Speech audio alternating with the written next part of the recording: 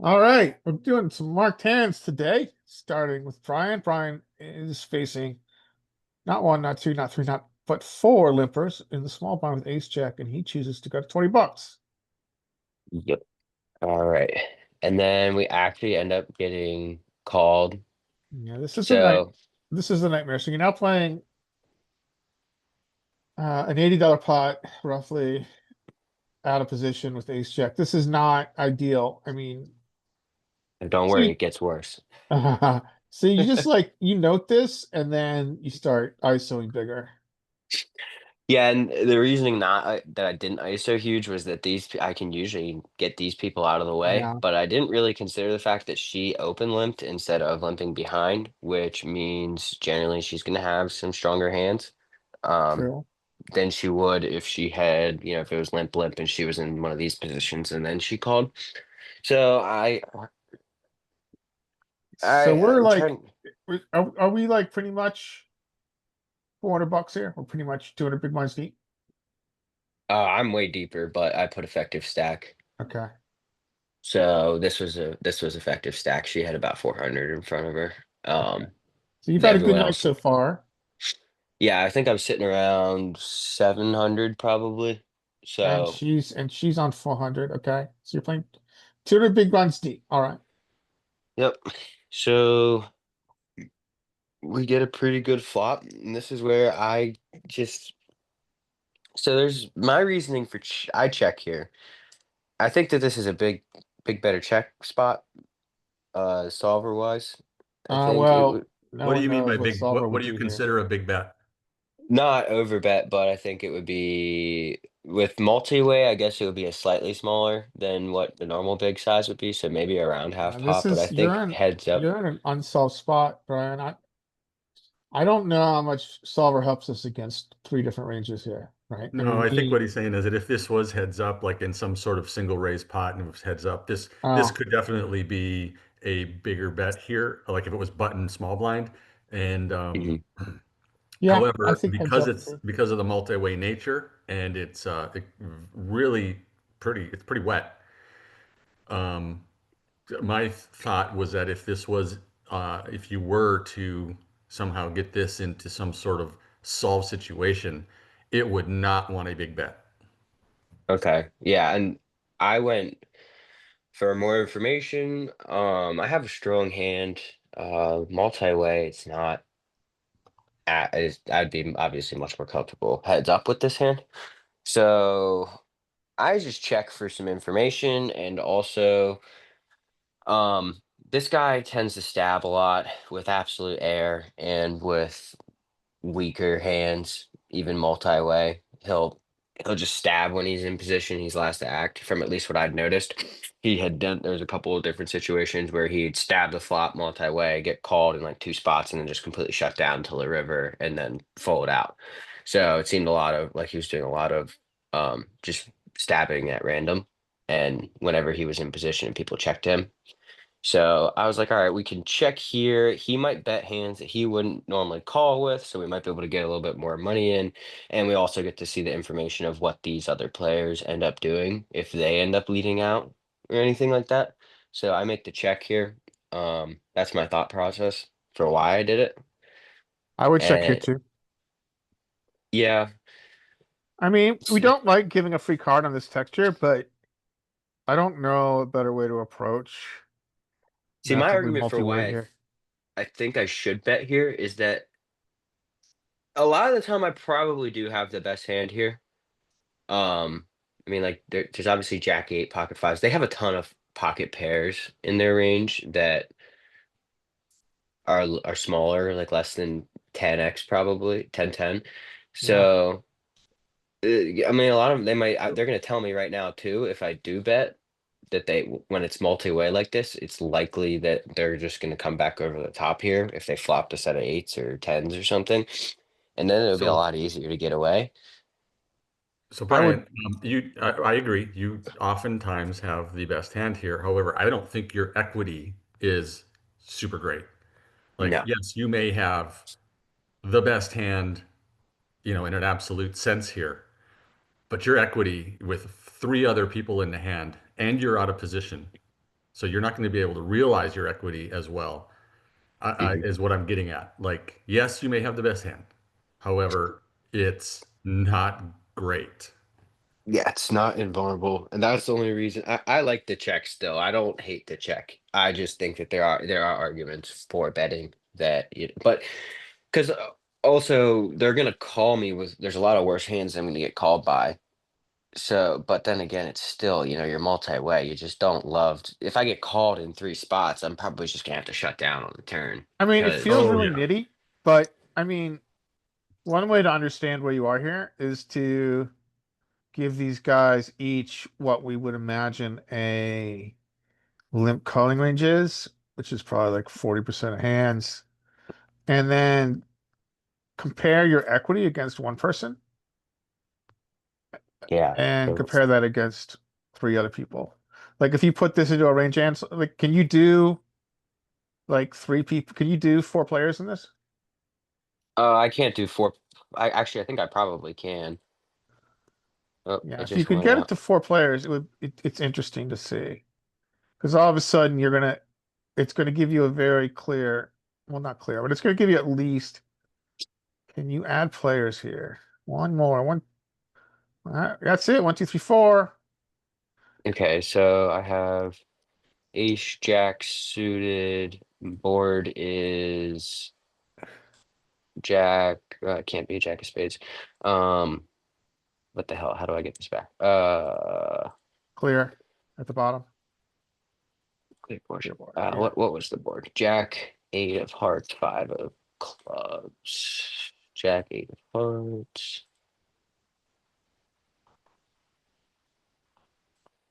five of clubs. Okay, now gets the tricky part. Now is I imagine we know what the initial player's range is, but I would give him like 40% of hands, like in the middle. Like, I think it's possible. All this garbage. yeah,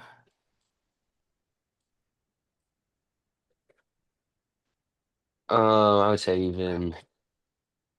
yeah, that looks good. And then and then like a lot of like a lot of suited king X, a lot of suited unsuited ace X. Let's say they raise Let's ace start with like, jack. yeah, I would start with ace 10 or ace 9. Yeah, Um, I something think like that that. I Yeah, think you can add the rest of that. and then And like, let me see what are you missing here? Then like some low suited aces, like ace. Yeah, they're not gonna really know about ace five. So then ace like up to, yeah, that's good. Ace eight maybe. Ace I'd say seven's probably good. ace eight. Yeah, What are and maybe then like some offsuit connectors like I'd say you king could jack put king. Yeah. So we should get up king to, jack, queen yeah. jack. So we're up at 27% of hands. So let's keep going. Let's keep going. So what else are they gonna have? Yeah, probably not that. Maybe some of this. How about the king nine, queen nine, jack nine? King nine. Oh wait, king Yeah, nine, off, queen queen nine, nine jack off, jack nine. on off. And then like nine, then let's give them some more offsuit connectors. And then I don't know. That looks pretty good. Maybe, maybe. I think you could probably add this into. All right. Yeah, Um, 36% hands. And then you can, and then yeah, and then if you take that and then you run the equities on this board, should I add this into all of them, or I well, should it would be probably add? interesting if we looked at it with one player and then we compared it to three players, right? Okay, well, yeah, we'll remove villain two and Oh, I see what we three. gotta do. Now simulate.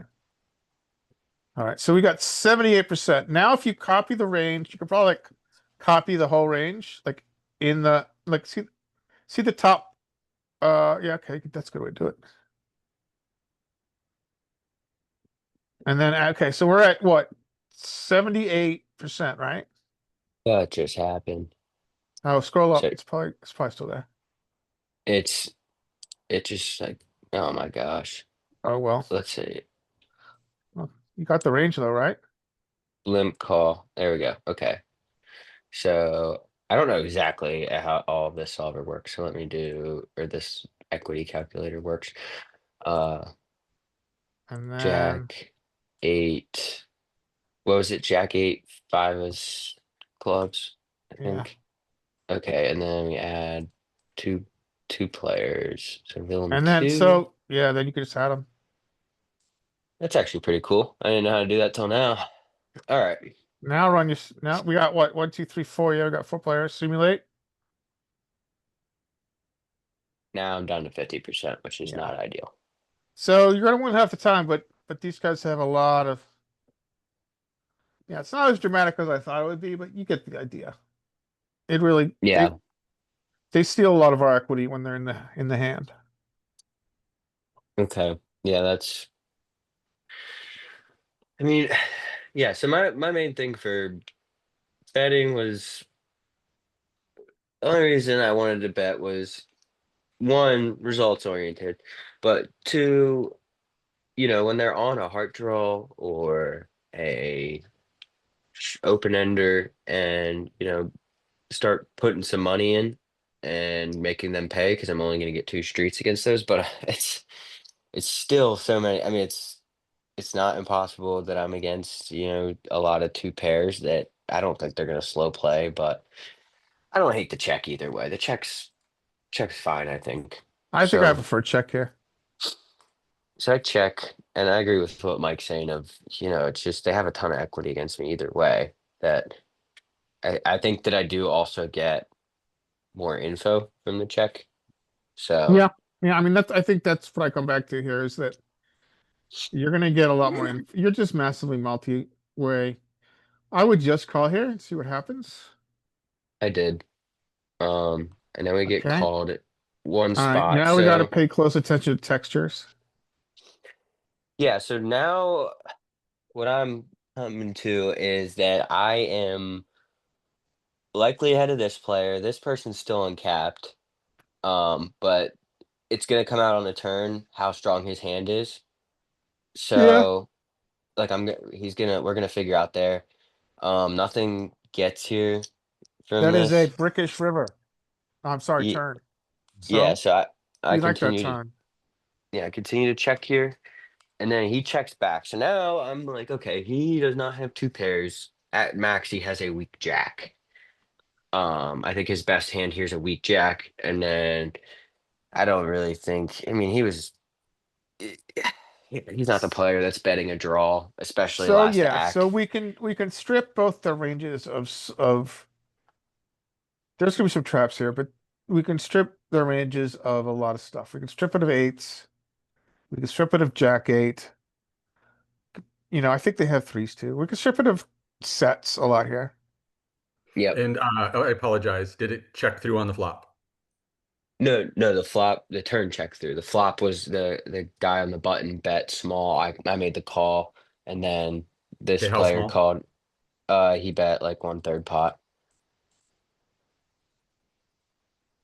or even less than that. Oh, yeah, like B20, Yeah, something in that area. even less than B20.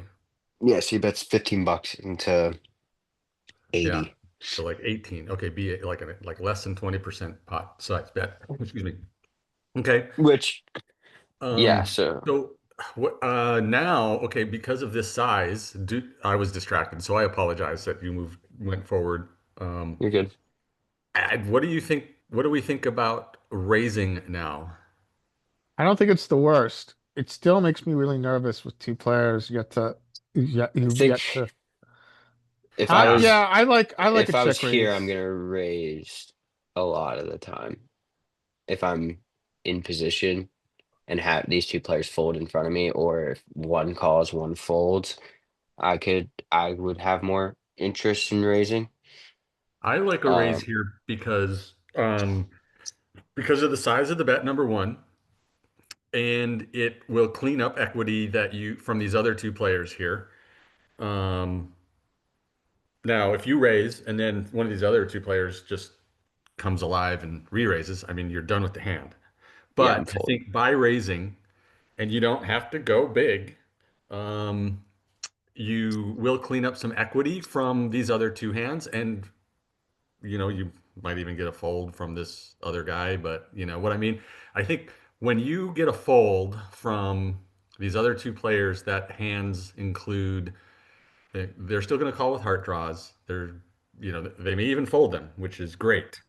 But if they have hands like King 10 or just basically any overcards that contains, a queen or a king.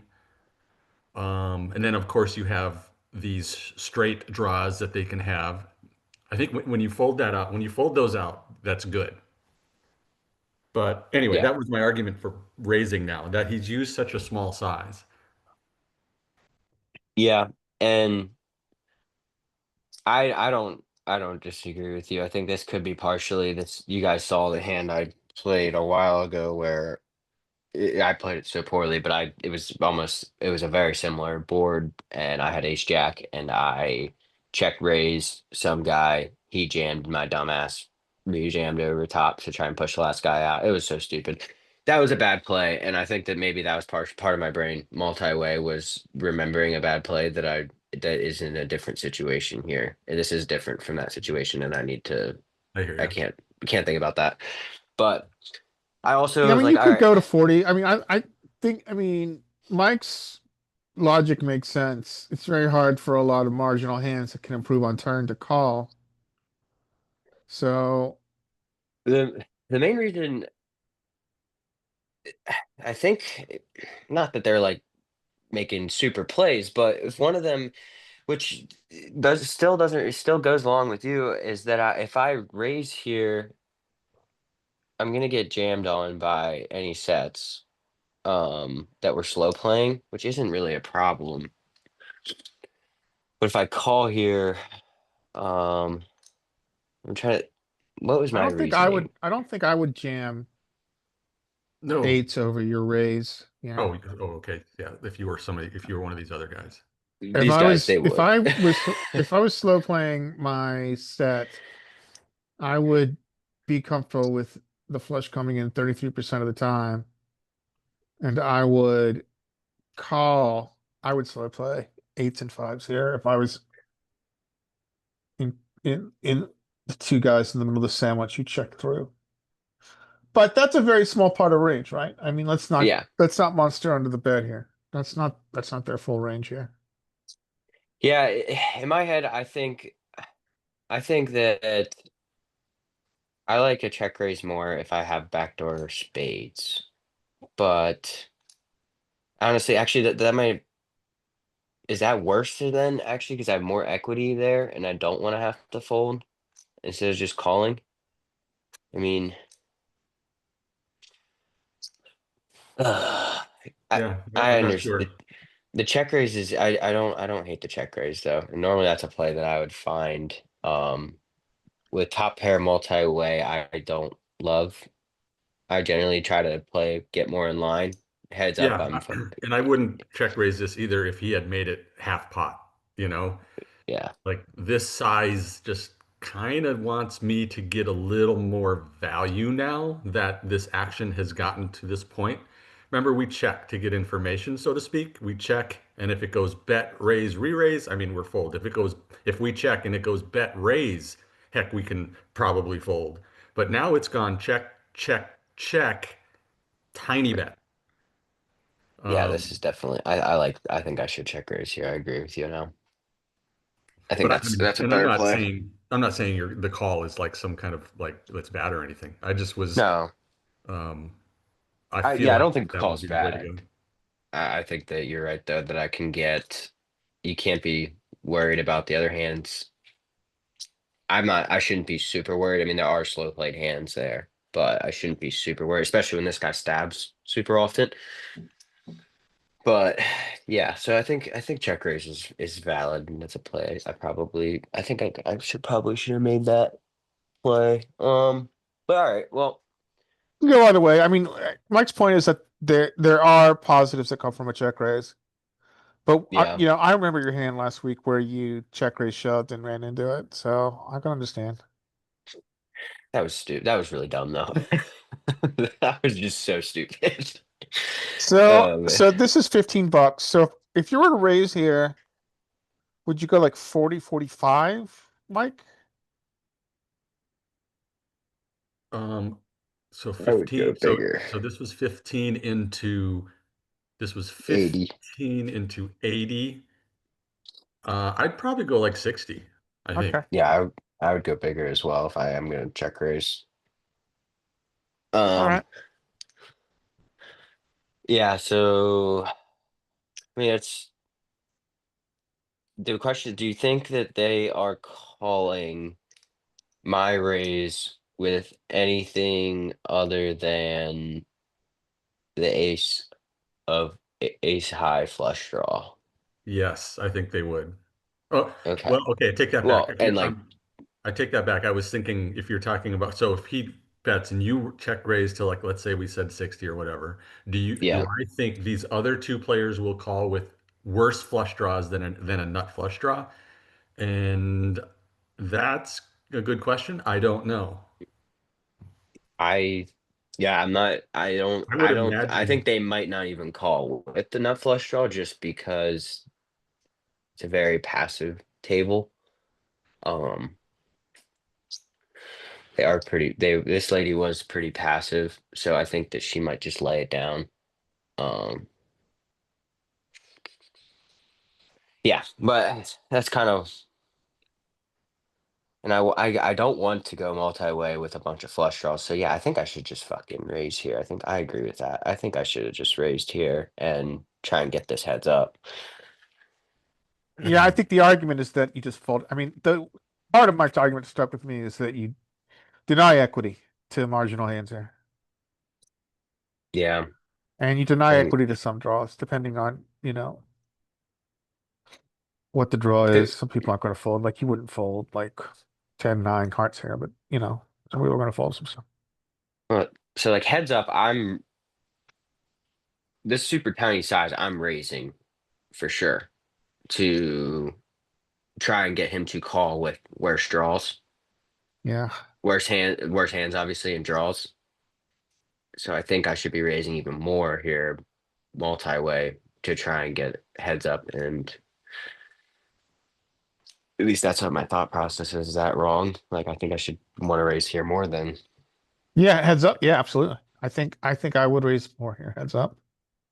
No, I'm saying I But think that I should want to raise here more often multi-way because I want to deny equity to those hands. Like I'm okay with going up against one flush draw, but now I'm up against probably open-ended, a flush draw, um, some sort of Jack X, probably stuff like yeah, that. there's lots of draws available here, like around the 9-10, Yeah, around, you're six, gonna have some, seven, nine, yeah, 10. you're gonna have some king, you have some seven. queen 10 here.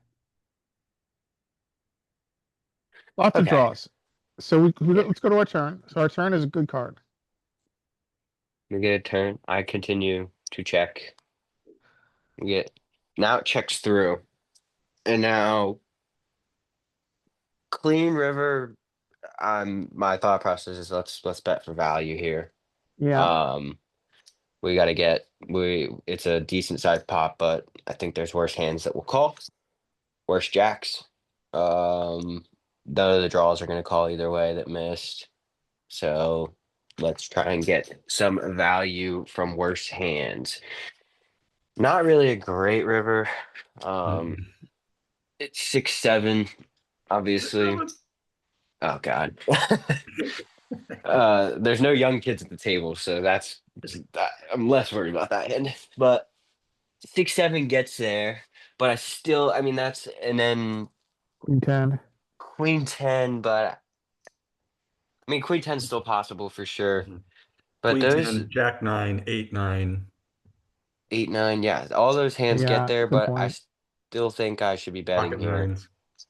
So this Um, is really easily a bet fold spot. Like, bet. I mean, if I was choosing to bet fold, I mean, I would choose a size. I would go half pot to be 75, and I am well, going to Mhm. fold to a great majority of bets of raises, Yeah, especially player six I bets. was just about to say, should we block bet as opposed to make a bigger size bet? But Larry, I think I'm with you, going for a going for more value and then folding if you get a raise. In other words, they're passive enough that they're not going to, turn a hand into a bluff after you bet. So I like the bigger size, like a B50, B60, which would be, what's the size of the pot on the river?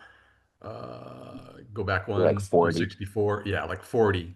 40 would be great. And then if you get a raise, you fold. But if you go smaller, like if you do like a B20, like looks like you did a B20, you're just not going to get as much value from like the worst Jack X. Um, I bet a little bit more than that. It's like a yeah, it's B still, I'd 20. still consider that Yeah. like a block sizing, in quotes, block sizing. Yeah. So my thought process is they're gonna raise me off if they just drilled two pair on the river, um, sets of nines, any straights they got there, they're gonna raise, and they're very passive, so it's pretty easy to just lay it down if I get So raised off of. now that I'm even thinking it through even more, maybe the block is better because they're so passive. Maybe they won't raise pocket nines or jack nine or eight nine. Maybe they're so passive that they won't raise that. Maybe they even shouldn't. I think some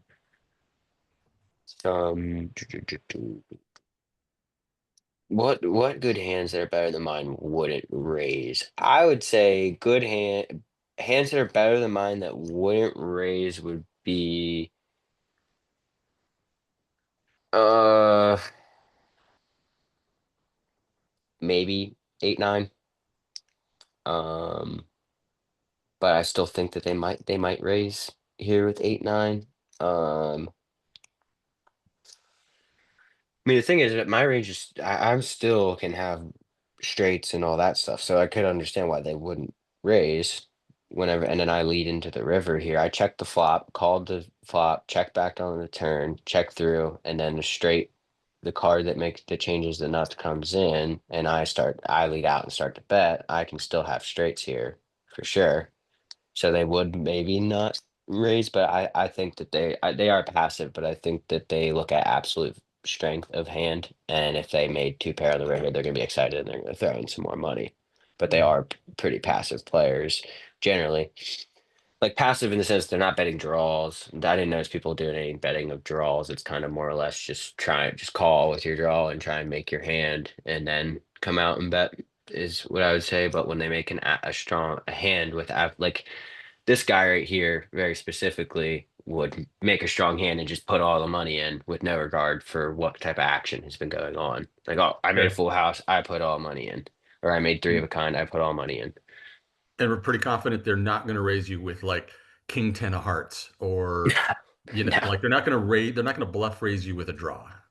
this That's lady, easy. there's a 0%. These two are there's a 0% chance at either of them. I mean, there's maybe a 1% chance that they bluff me. I think that the best chance of them bluffing, which now makes the argument that I should probably just check here and then check call, is that this guy would maybe throw out a bet on the river if check to him to try and steal the pot, which now makes me think that I possibly could have just checked here and then just played check call. But I also don't think that's super likely either. So, I mean, this guy, and if he did, he's gonna bet smaller than what I bet. He's gonna bet like $25, thinking that we're just gonna fold out all of the shit that we have that missed. So, yeah, I think I should bet still. I think I should still bet because if he has a hand like an eight, he's not gonna bet, or a nine, he's not gonna bet. So, and he might go for the little bluff on the end, but I don't think it's all the time it's gonna happen. So I think I should. I think I should. I like that I just raised. I think. Yeah. And your bet here, you're still gonna get called. I don't think it's too thin. Like in other words, you'll get called by King Jack, Queen Jack, 10 Jack, and Jack X, like the weird shit like Jack 7 and that kind of crap. Yeah, yeah. I thought this was the sizing I could take where I get called by worse because once I start throwing in 3 green chips and start putting in bigger stacks, that's when people get scared off with hands. So I'm thinking that 50 is like kind of right on the line before it starts to become the absolute size of the absolute value of the bet starts to become scary to people. When I start to put in, get close to 100 is when people start to get kind of scared. So I go 50 here, and then I get jammed on, and I make the very easy just lay it down. Nope. And Yep. she has pocket nines. She ripped me on the river. Nice enough to show it to you. Yeah, she was a sweet lady, but she, yeah, that was one I thought was interesting. One thing I thought about here, I mean, if this is crazy. So if we go back to turn, go back to turn and actions on you. Okay, so turn. Meeting. All right, turn. We called the small bet. Is it the craziest thing to want to donk here I on a considered very donking clean turn? actually in game. I actually considered donking here because of the size he took. Because of the size, but more, I think, for me, because of the texture. So the saying is that on turn, equities clarify themselves, right? Hmm. And this three is such a clean card that whatever equity they have, right? So we were putting them on a lot of draws around the jack eight and around hearts. A lot of that equity did not improve and has a lot less equity on turn. I wonder if donking here is sometimes a good choice on this clean turn. I wouldn't do that heads up, but I wonder if it makes here sense here multi-way. I'm not sure. I'm just throwing it out there. I think that personally, I think since I didn't check raise, I think the donk would be better here than checking again when he makes a small size. But I personally like Mike's play the best of check raising flop and then continuing here instead.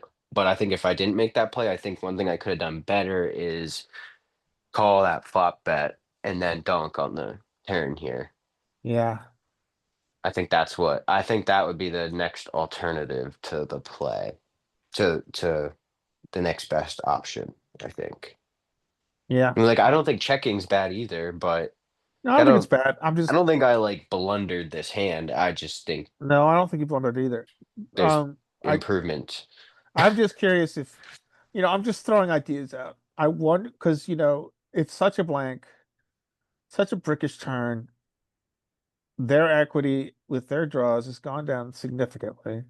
I wonder if there's a place for a dunk here. Right. I'm not sure, but I'm just throwing those eyes. I'll show you guys a hand later where I dunk, but this is If you yeah, were gonna donk, how big would you go? I don't know. I think I would probably go about half pot, about $60, 30 bigs. I think yeah, I think that's pretty much I think that's pretty close. I'd probably go about the same size if I So if we go to half pot, in theory, well, maybe they have implied odds. In theory, a lot of their draws fold out. We can assume their draws have 18% equity. We're offering them 25%, but they're in position to you. So they have a lot of implied odds. So pro better draws like something with a king, like a king high flush draw wouldn't fold out, shouldn't fold out. But yeah, I think half pot makes sense. yeah. Yeah, I don't hate that play either. I think that when I don't make the check raise on the flop, I should donk Yeah, yeah, instead of I'm just check. throwing it out there as an idea for us to think about. Why would you want to donk here? I want to just understand reasoning. So my argument for donking is we're playing more cautiously multi-way on flop because equities are not revealed, right? Hmm. That's reason one. And then when the three of diamonds comes, that's a very brickish turn. None of their equity improved. Their flush draws and their draws around the jack eight didn't improve. And it also, for that matter, brings in very few two pair. Those are the two reasons. Equities are revealed. It's a brick. maybe the third reason is that player 9, who we know has a high stabbing frequency, used a small size on flop. So his the value of his hand is probably less, and he's going to have more just stabby blanks here. He's going to have, I think, more bluffs for that size multi-way on flop. Now we could be talking into a fucking nightmare, and I it do think doesn't it's change the fact unlikely that that these we're that he could just have a really good hand that she's betting small like eights or fives.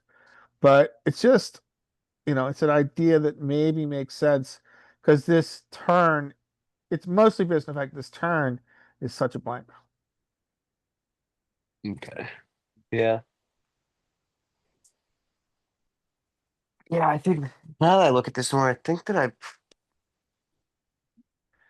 a couple of different things. I actually think that I kind of like think that if I check here, I should be checking the river too. I don't think checking the worst, but I kind of like betting too because you know exactly what's going on when she raises. If she raised Yeah. 50, you're gonna call. You're gonna lose the same. It doesn't really matter in a way because like where it would get sticky is she like bet pot or like overbet, then you're in Hmm. a tough situation. When you bet, it kind of clarifies your decision. You bet, she shoves, she's face up, she has essentially no bluffs there, especially in the middle of the sandwich for someone yet to act, and we can She easily has no fold. bluffs in general. She does not bluff. Yeah, if she have no, so then it's kind of makes your decision easier. So what if you checked? It's going to be $120. She bets 80 to 100. What are you doing? That does make it hard then, yeah. Yeah. But well, you're going to call probably, so you're going to lose around the same amount of money, but you it's a maybe yeah, I like betting. I think you should be betting river here. I think value betting is better here. She just luck boxed it. Yeah, And what I the mean, fuck is she doing over limping nines for that matter? Or open limping nines for that matter? she's very passive until she Yeah, makes a really good you're hand. not you're not surprised about that, are you? Me? No, Larry. Um, This shouldn't be That surprising doesn't at surprise me at all. all. nah, I, She doesn't I raise ace king, Larry, because she says it's a useless hand if you don't hit the flop. I guess. I mean, we see it all the time. That's why I'm like Yeah, we not see it much all the time. surprised. I'm just being better. I'm just being a misreg. Okay, well, we can go on to the next hand. Yeah, next hand. This is an interesting one though. Thank you. All right, Yep. what do we got here? So we got queens. We like queens and the big blind. I hate queens, Larry. The big blind, it just glitched for whatever reason. Um, we get some Oh my limping. God, this game is a dream come true. I All go right, to 30. so this is my argument here, right? So you went $30. I think $30 is fine. Yeah, I've made the argument over and over again that with these high pairs, we want to use a bigger size. These really do benefit from. It's very hard for them to improve from what they are, which is a big pair, and so we benefit from trying to get this heads up. So let's see how many gamblers we get here. I'm trying to remember. I think we might have.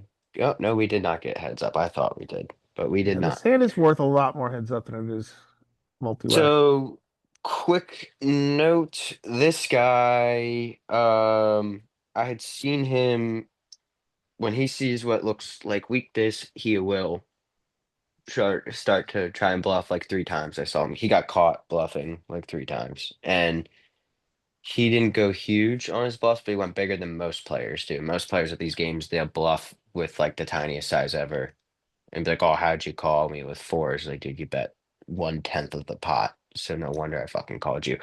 But so that's the one thing I would say. This guy, which guy was this? Played a lot of shit hands and would limp absolute shitters and then call the raise pretty often. But I thought this time I'd get him out. So this time I kind of put him with a little bit of a stronger hand because he didn't fold it. So we get this flop, my check. It checks through. And we get the 5. I believe that I check again. Yep. I think checking is fine. And then this guy bets, what is that, 35 into about 100. 100. I would just call.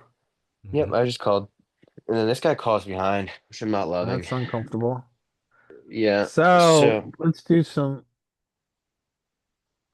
what is let's do his some range? ranging. So we got obviously got a lot of 10x. There's some really weak ace X here. It's very hard for you to be ahead here, multi-way. Yeah, I think that this guy could have a lot of air, but I think this guy is sitting on something, at least. Oh, he could be. I don't know if he has a weak ace. I think he probably starts to bet his weak ace on the turn. When I check again after this guy checked on the flop. So I'd say that some sort of maybe he has something like 7-8 that just picked up an open ender. 9-9-8 that's open ended or double. No, just gutted. Um, Possibly even some sort of gut shots and some 10x. But yeah, I think that's pretty much his range. Maybe I don't think he has any jacks, queens, kings. Obviously, he would raise those. Uh, Yeah, Yeah. I pretty much think he doesn't have. He could have weak ace still. I think it's possible he could have some weak aces, but otherwise, mostly draws and weak pairs. Or yeah, so he makes the call. Now we get a terrible card on the river that I hate so much, and I was so upset when I saw it. Um, and I'm trying to decide. I'm in the situation here where I don't think this guy's going to bluff anymore when he gets called in 2 spots. I think he's willing to bluff, but I had not seen him do it multi-way. I think that if he didn't have anything, he's betting that was his shot, and if it didn't, since it didn't fold through, he's done with it. Is my what I've seen with the guy. He's maybe a bit aggressive, but I hadn't seen him get completely crazy when there's multi-way.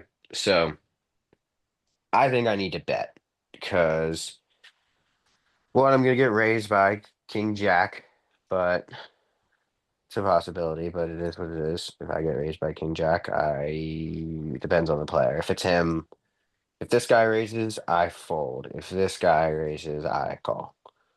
Um, I don't know. Even this guy, I don't even know if I should call then. But so I think I needed to start betting here. And I was trying to think of the size. I believe I bet $75 here, I think. Trying to target possibly like a queen 10 that maybe got 2 pair on the river. All their misdraws are gonna fold either way, so that doesn't really matter. So betting super tiny is only gonna it's gonna fold out all the bad draws either way. So I was trying to think of some possible. I still think this guy can have some weak aces. So I think that I went bigger to like 75 here, thinking that's not even big, but for the game it's big. But I think that was mainly my target with this bet that I made. I think it's actually 75, not 70. But if it folds through, um, and I was trying to think, do you guys think I went too big here? When I feel like there's still a lot of strong hands that I can get value from here, and I think I could have gone bigger even. I mean, you're not going to bet this and then fold if one of those guys raise, are you? I mean, this is wrong. This stack, he's short. So if he raises, I can't fold. He doesn't have enough. I think he might have been able to raise me, like min click me basically, is my That, maximum, and I just have to call. well, that's what you have left. What? Like you have a min click left. Oh, I have way more than this, but I'm playing effective stack. And is it effective to the aggressive guy? These guys are both kind of short. Um, Well, if that's the case, then your effective is like if both these guys are short, then you, like you said, you have, like you can see, you only have 33, you have less than a min click left. yeah, I was trying to think about it, and I just don't think I fold to any race when I think Yeah, about it more. And you with what can't. they had behind, I just don't think I fold to any race. Um, So then I think you should either bet tiny or jam I mean, essentially, this is a small bet, just not or check. okay. That's the But problem. I know Is I this know what is you're. tiny, but it's not like for the game. It's like it's not what is the like relative to Absolute the size. pot. The absolute size is large for them, but for the pot size, it's really tiny. Yeah.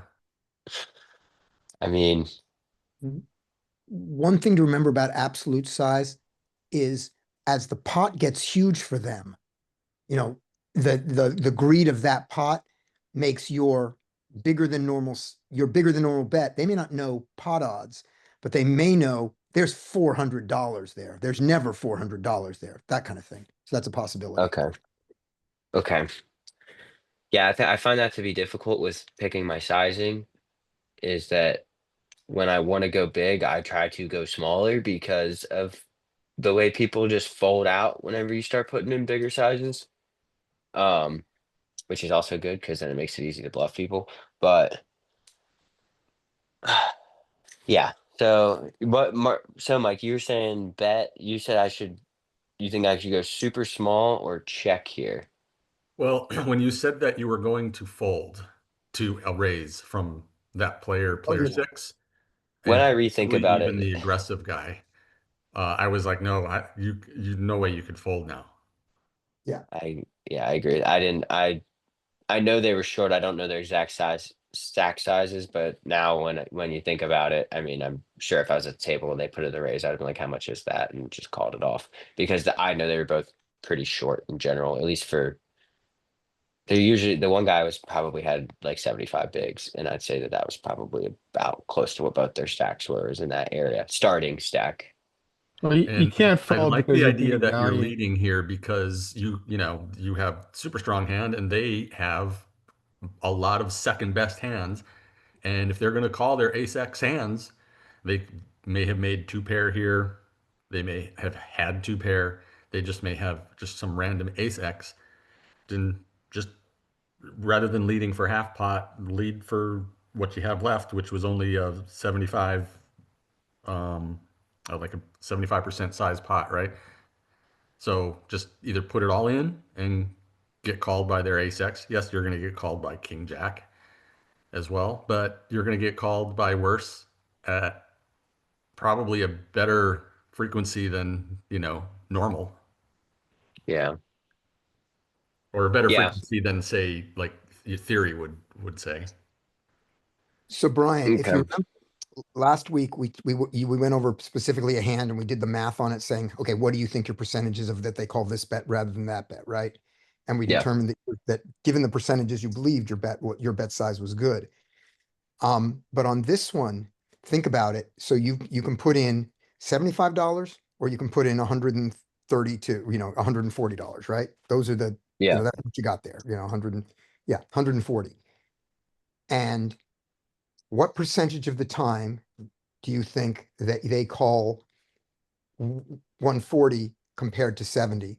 And in this case, the hands that call the 70, even if only 60% of them call the 140, it's profitable. That's the difference. Is the delta there is not going to be that extreme, Hmm. because Okay. of the size of the pot there. That's what we're saying. Okay. Yeah. Yeah. So either put in the money or check here. Mhm. And I don't like to check. I don't. I personally don't like to check, so I think I should just put the money in, which I wouldn't have got called, obviously, but still. Yeah.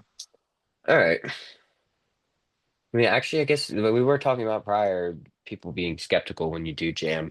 So maybe that would have worked in my favor slightly, but I don't Mhm. think either of them had anything very strong at all. If they pretty much just snap folded to my raise. So They didn't have an ace. Yeah, they didn't have an ace. I'm trying to figure out what the hell they had. It could have been a 10, but that's in the past. Um, and then we got one more. This one's short. Oh no. What am I I don't see doing? nothing. This is a little bluff. This guy was angry at me. I think it was him. So I really enjoyed making this play. I did not show it. I wanted to really badly. But so Good choice. I ISO and we get heads up with King 10 suited. This guy's new to the table. Don't really know much about him, but I know that as soon as he got to the table, I had the big stack. He was an old guy that looked super grumpy and was very trying to get into it with me from the start, it seemed. So Old guy's super grumpy. I was at the table last night. okay, so then we get this flop. We brick it. And I err towards the hungry horse strategy here and bet small to get them to raise off their good stuff and call with their shitty stuff. Right. So And just mentally, when you see that, don't think that you bricked. Go, I got 2 back doors and 2 overs. I oh don't yeah, need more than that. This isn't a brick. I'm I have fine. so much equity. So much equity and position. Your position, 2 back doors, 2 back doors, and 2 overs. That's a lot. Oh yeah. I didn't hate the flop. I was just like, yeah, No, it's not ideal, but no. I think we can outplay this guy. Mhm. So he calls. And then the queen comes off and he checks back. And I'm trying to think That's here. one of our back doors. That's one of our back doors. Yeah, I picked up equity. Technically, I think this card's somewhat like GTO wise, I think this is somewhat neutral of a card. Actually, probably not. It probably benefits me because there's a lot It of benefits queen you're high. the He one with should be ace Okay. folding queen. out. Much Yeah, better for you. he's gonna fold out a ton of queens, obviously, Yep. on the flop. And there is some well ace queen I went bet, but king queen I might bet on the flop here and stuff like that. So this is a beneficial card for my range, and I don't think he's all that strong since he didn't raise on it's not a super wet board, but there's definitely some hands to be if you had something strong that you would want to start to raise and push me around with. So There's one other good thing about this card, which is his pocket 8s, pocket 6s, ace 9, all hate this card. Yeah. mhm. Yeah. So and when he limps, that's a lot of like you're saying, Scotty, that's a lot of his range is gonna Yeah. be when he limp calls and I raise to a somewhat larger side. What did I go to 20? Do you remember, Larry? Did I go to 20? I don't I remember. think I think I went to Oh, you 20. mean pre-flop? You went, yeah, you went 10 big 10 big blinds, lines. Okay, yeah. squeeze, and then you bet half pot-ish. Yeah. So, which still, actually, he could start turning some queens here because a lot of people will limp call with their like a queen jack or a Mhm. queen 10, something like that. But So one thing to think about not, here is what size can you bet and leave a pot or bigger than pot behind if you plan as a triple? oh, I plan a triple. So The I want to remember what size I went. I think I started the size up a bit here, but I don't think I went massive.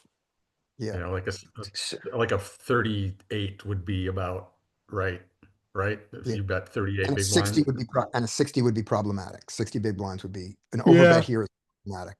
I don't think I did either of those sizes. I did 35. So yeah, I did Great, go a bit bigger. So I go to that's good size. 35 here. Because one, they're great. scared of that size, but I do want him to call with some shit so that I can make a more Mhm. profitable bluff whenever I blast it on the river and if we get a clean card. And he just folds. So that was no fun. But still, we won. So Great. I didn't get to. I don't get the option. I have not been able to triple barrel because I keep either catching the river or they fold on a turn. And Mhm. Well, I've long may got to that watch. last. Oh, I think what you're going to find is live that people believe you more, and you're going to get more folds on turn I relative do. to online. Yeah, and I am showing down. I went to minimal showdowns throughout the day. When I did showdown, I had monsters, so people did seem to start to believe me. And I play a tight pre-flop strategy, so I'm fold, fold, fold, fold, and then just ISO or three bet basically 90% of the time. Yeah, So I like the way you played this. I like the sizing. You know, you turned additional equity. So yeah, it was good. okay. Well, that was a fun one that I wanted to bring in. We didn't get called, so less profitable bluff, but we still won, so that's good. But all right, well, whoever wants to go next, go ahead. I That's want to say Brian. one thing. It's so the hungry horse thing about the most profitable bluff is when they, you know, call the flop and fold the river is true. It's also the most expensive bluff. It's true. So We- don't be too disappointed when you don't get to triple Oh, barrel. no. I just want a triple barrel because I haven't I really know. gotten a chance yet. I've done it like Yeah, once and it worked, yeah, but I was like, this is way more fun. It's fun to triple barrel. yeah. So before somebody else takes the hand, Brian brought something up last week after you guys were gone. Dean and I were still here. I just wanted to revisit just for a second, which is, so somebody asks you, so you're at the table, you're now clearly one of the better players at the table, and they know it, and they start asking you questions about a hand or poker. How should you respond?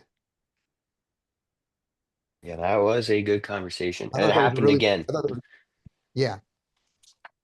So before you say what you did this time, just so if you Dean came up with something really good, but I want to hear from other people. How would you deal with that? How do you respond? Um, Okay, probably depends on the question. Like, what's the context? So the original question was that so I was crushing a table and they saw me making calls in situations that people were insane, but I had so much equity in the hand that like there was a situation where I was open-ended with the nut or I had a gut shot with the nut flush draw, somebody jammed on me and I snap called it. And they were like, how the hell did you make that call?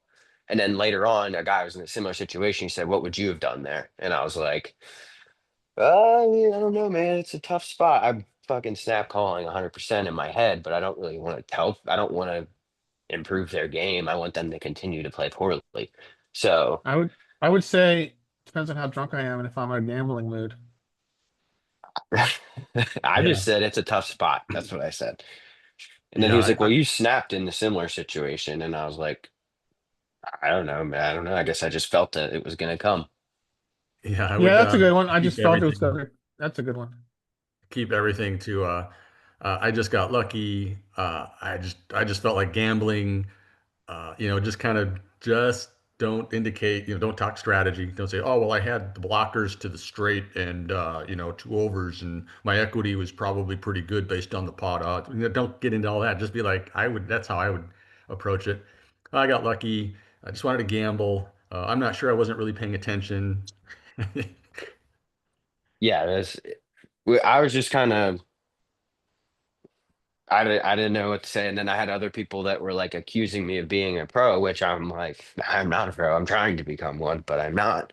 But I was just trying to, I don't want to like really lie to people, but at the same time, I'm not going to Accusing? start. Like, what do you mean accusing? Like, is The that guy was like, how are you here at this time? Like, I see you here like every single day. What do you do for a living? He said, are you a pro? And I'm like, no, no, no, no. I wish I was this and that. And he was like, well, what do you do? And then eventually he like stopped bothering me about it. But it's like the regs that start to notice like that you're there and you're crushing them. And then you're younger. They're all old guys and you're younger and they're like, oh, he's damn pro. And then I've had a couple of guys where I sit down at the table and it's the regs that I recognize and like, ah, here we go. Here comes the pro. And I'm like, I'm not a fucking pro, dude. You guys are just really bad. The pro Well, compared to obviously, you. it's a backhanded compliment, right? I mean, they don't want to play with you because you're good. Well, they still, and a lot of the guys, like I'm really nice to everybody, and I generally have fun at the table still, so I'm not like super boring. So they still like to play with me and they'll talk to me and stuff. But when I come over, they're like, "Here we go!" Like they have that instant reaction, Just and get I'm guys. like, "Oh."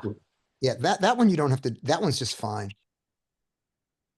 I mean, yeah, I don't really care because if they still play with me, then it's like whatever. As long as they're not like running from my table and I'm not getting to play with bad players, then I'm fine with it. I also don't like it though when they're letting everybody else know because then everybody else they're like, "Why?" Like they'll say shit like that whenever I come over, and then everybody else will start. It's like there's no point where the guy with the big stack thinks I'm another fish coming to the table, which Hmm. sucks. because I want the guy with the big stack to think that I'm a fish. So So the day that they tell you they don't like being in the hand with you, you know you're playing right. well, I'm That's the playing all best right then. compliment you can get at the table. I hate playing a hand with you. Hey, that's good. A lot of people are like, I just fold whenever you get in. I'm like, all right, cool. All Yeah. right. Doing it. It's not like I'm really good. They're just really bad. Like I don't want to sound cocky. These people are just really bad, as you guys have seen. Yeah. But yeah, that's pretty much what I've run into. It's people accusing me of being a pro or trying to talk strategy with me, and I try to.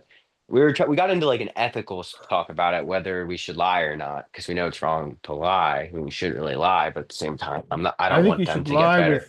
lie with impunity at the poker table. It's the Mhm. one place in the world where we can Yeah. lie when we want, as much as we want. I don't remember. I don't think I've ever told anybody the hand I actually had when they asked what hand I had. Oh no, I almost never.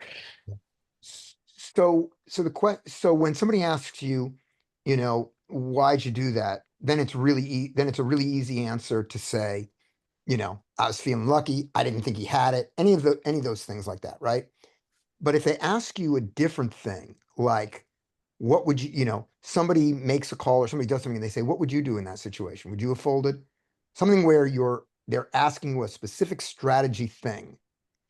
And your answer is going to give away some amount of information about your thought process.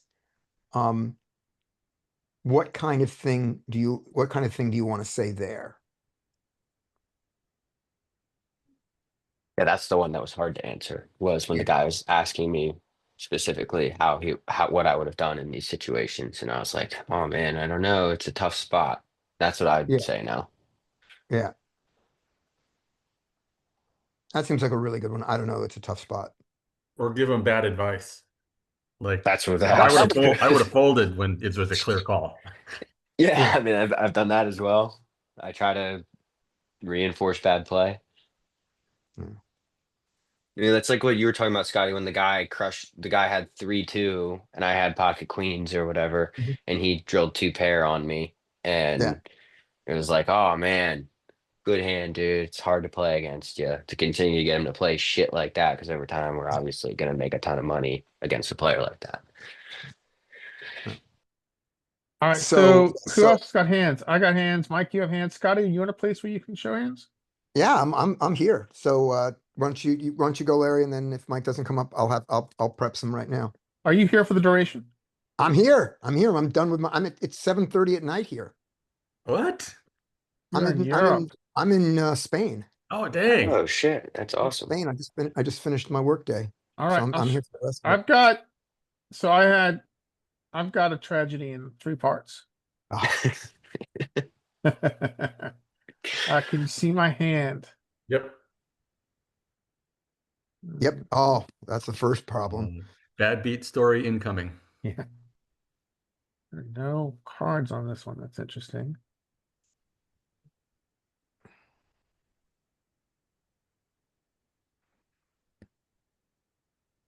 Well, that's not going to help us much.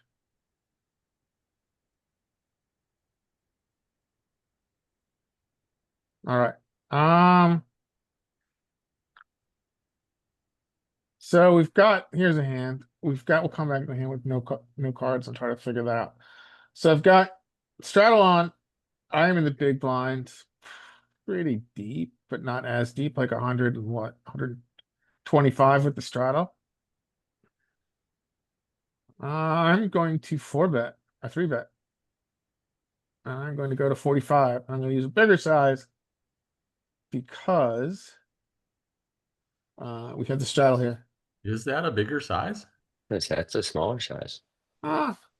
So it's 4x.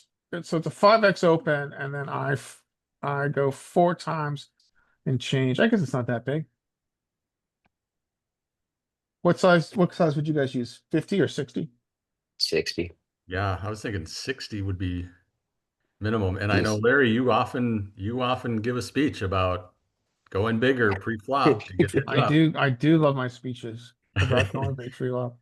Okay, yeah, I can see that. Plus, he likes his hand when he raises. Might as well put more money in. You got a nice hand.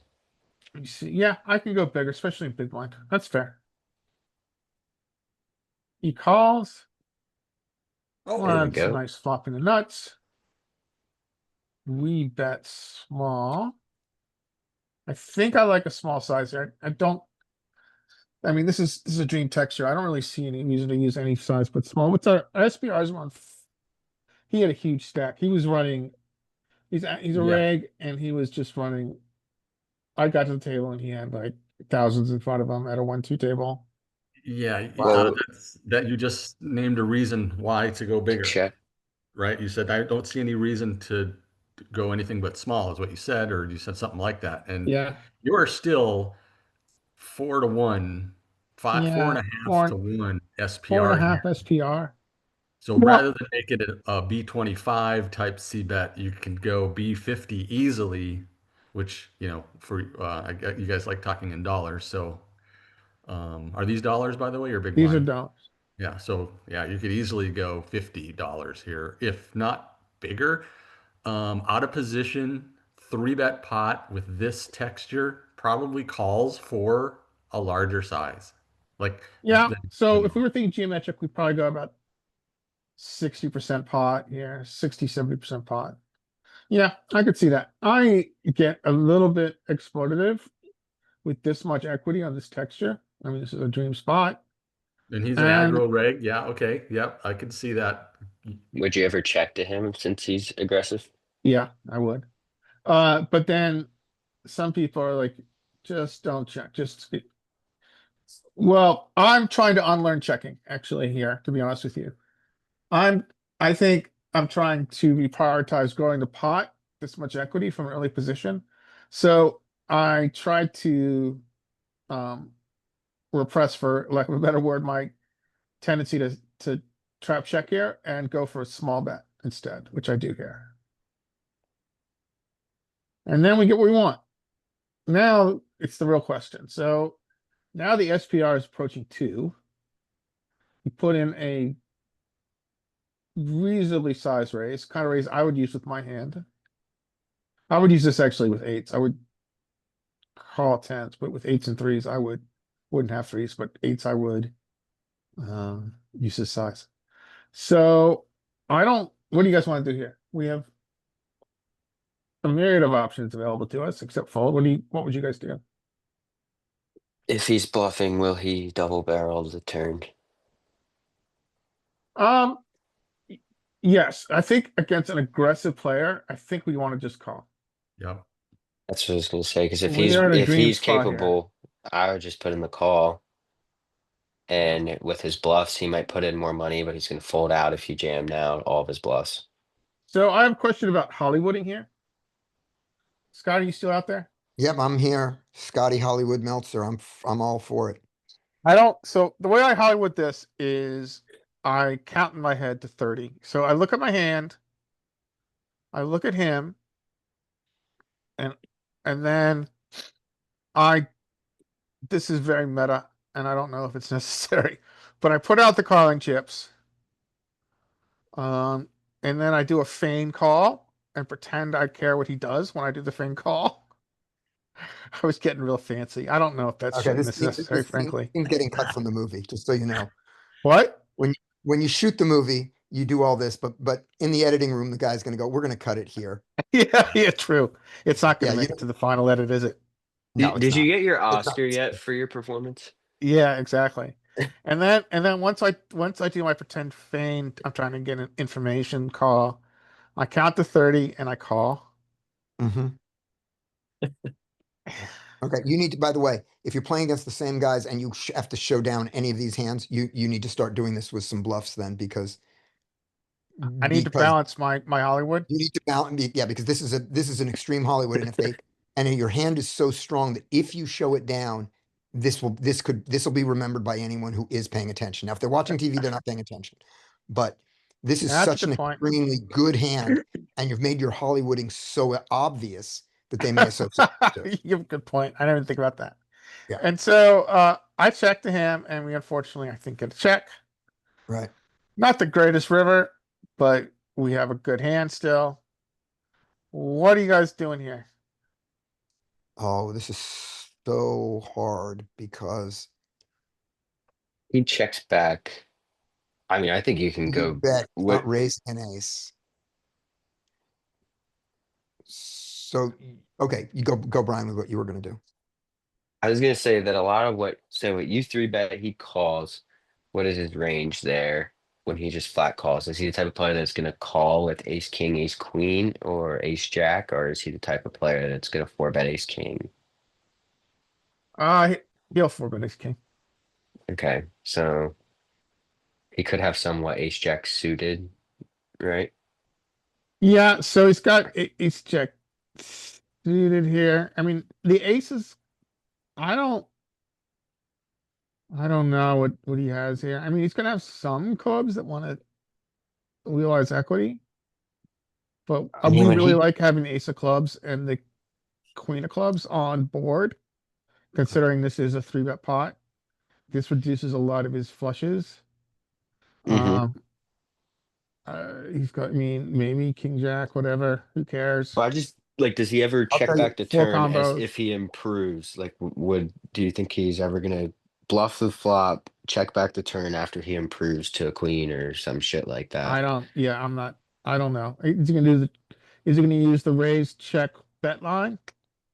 Because he I could don't still know. have some jacks that wouldn't have bluff raised. It would have been Yeah. a actual value raise, and then got scared by the queen and checked the turn. exactly. So I would say you don't want to go massive here. So Jack check makes total sense here. King 10, even though you have two tens, King 10 and Ace 10 make total sense here to have been played this way. Question is, can you get a jack to call? I wouldn't even target jacks though, because they're not going to call a lot here either way when it comes queen ace after you three bet the flop. I mean, yeah. that just Yeah. smashes your range. So I would go for Yeah. the bigger part of his range, like ace 10 and possibly even maybe ace queen that he just rivered two pair on. Well, I did go for the bigger part of his range. I shoved. Okay. I think Makes this is overkill. I don't Yeah, know. I I mean, agree. my It's argument is overkill. that like the big bets we're talking about, like if I bet 180 and leave, what is that? If I bet 180, I'm leaving 200 behind. It's really hard for me to fold to a raise. So I just put it in and he folds. But this feels a little mergy to me. Like I think my sizing on river is wrong. It feels Yeah, I mergy. agree. It feels like I backed into a straight or a flush. It doesn't feel like the hand class that I have on this board because I it's hard for me to get value from anything on this run out. I think this sizing is a mistake. I think my sizing should be. I think we go for yeah, it's two pair here, which like would be like an ace 10 or queen 10. Yeah, but I think your size, he's going to consider folding two pair. Yeah, I think a better size here would be 150 to 200. I like what Yeah. Dean's talking about. Of if he's an aggressive player too. I mean, it's going to be hard to get him to bluff on a board like this. Never mind. I don't know. Because it's hard to get him to bluff here. I mean, you could go super small, like Dean was talking about betting 50, and he might just perceive that as total weakness and a jam on you. Yeah. But that run It's out kind of just makes it hard. it's a scary run out for him. It's not a comfortable run out for me. My thought was I can't fold to a shove. I'm just gonna shove, but I think that's too simplified. I think Right. 'Cause oh, go on. I was gonna say I think I should go for 150 to 200 here. Yeah. So the first two thoughts of I'm not going to fold to a shove, so I might as well shove is a definitely good thought to have. And then you have to ask it before you make the shove. You have to say, and what does he have that can call a shove? Yeah. And me like a very sticky two pair is it and maybe eights. Yeah. And then And you're what But does always eights he? isn't gonna play you're this always way. getting called by a flush if he backed into it. And King Jack might even be like, "What the fuck?" But they'll call. Yeah, Yeah. yeah. Yeah. So he's got So four what? combos of king jack, and he has maybe But some. But how much of that king jack check? How much of that king jack raised the flop?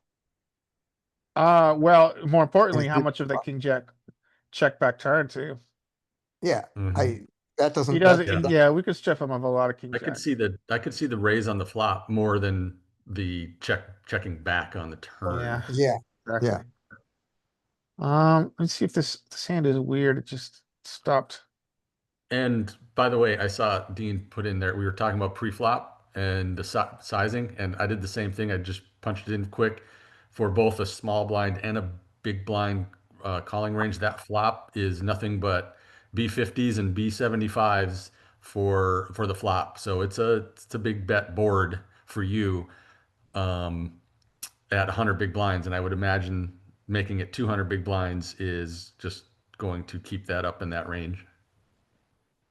One of my hands is deciding not to show. That's very sad. Let's try it in a different browser.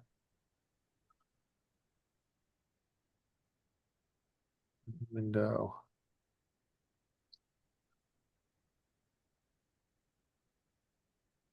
Nope, it's broken.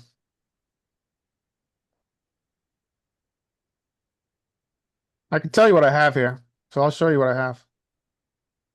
I'll tell you what I got here. So that's the way I'll do this one. I'll just tell you what I have. Okay. So I've got tens. So this is two opens. I've got tens here, Mm-hmm. and we got a flat and a flat. And I try something new here. Where are you? I am big blind. You're Oh, big okay. blind. Okay, so you have tens, and you got a raise and a call. I got a raise, a call. I can squeeze. I think squeezing's fine. I decided to flat here. I don't think that's. What did you say you have again? Sorry. I have 10-10. Okay. What Um, position are you at? Yeah, I Oh, don't you know. think about big light? Okay, okay. I'm big blind with 10-10. Yeah, the replayer went wacky. I don't think this So- is a mistake. So oh no, I have fives.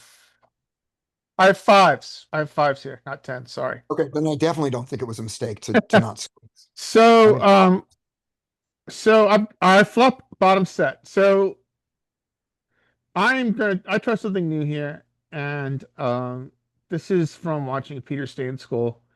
He talks about a play where we donk with the very top of our range, thick value. And his argument is that on this, that we can use this sometimes. I don't know if it's the right choice on this texture, because this texture is going to get a lot of betting.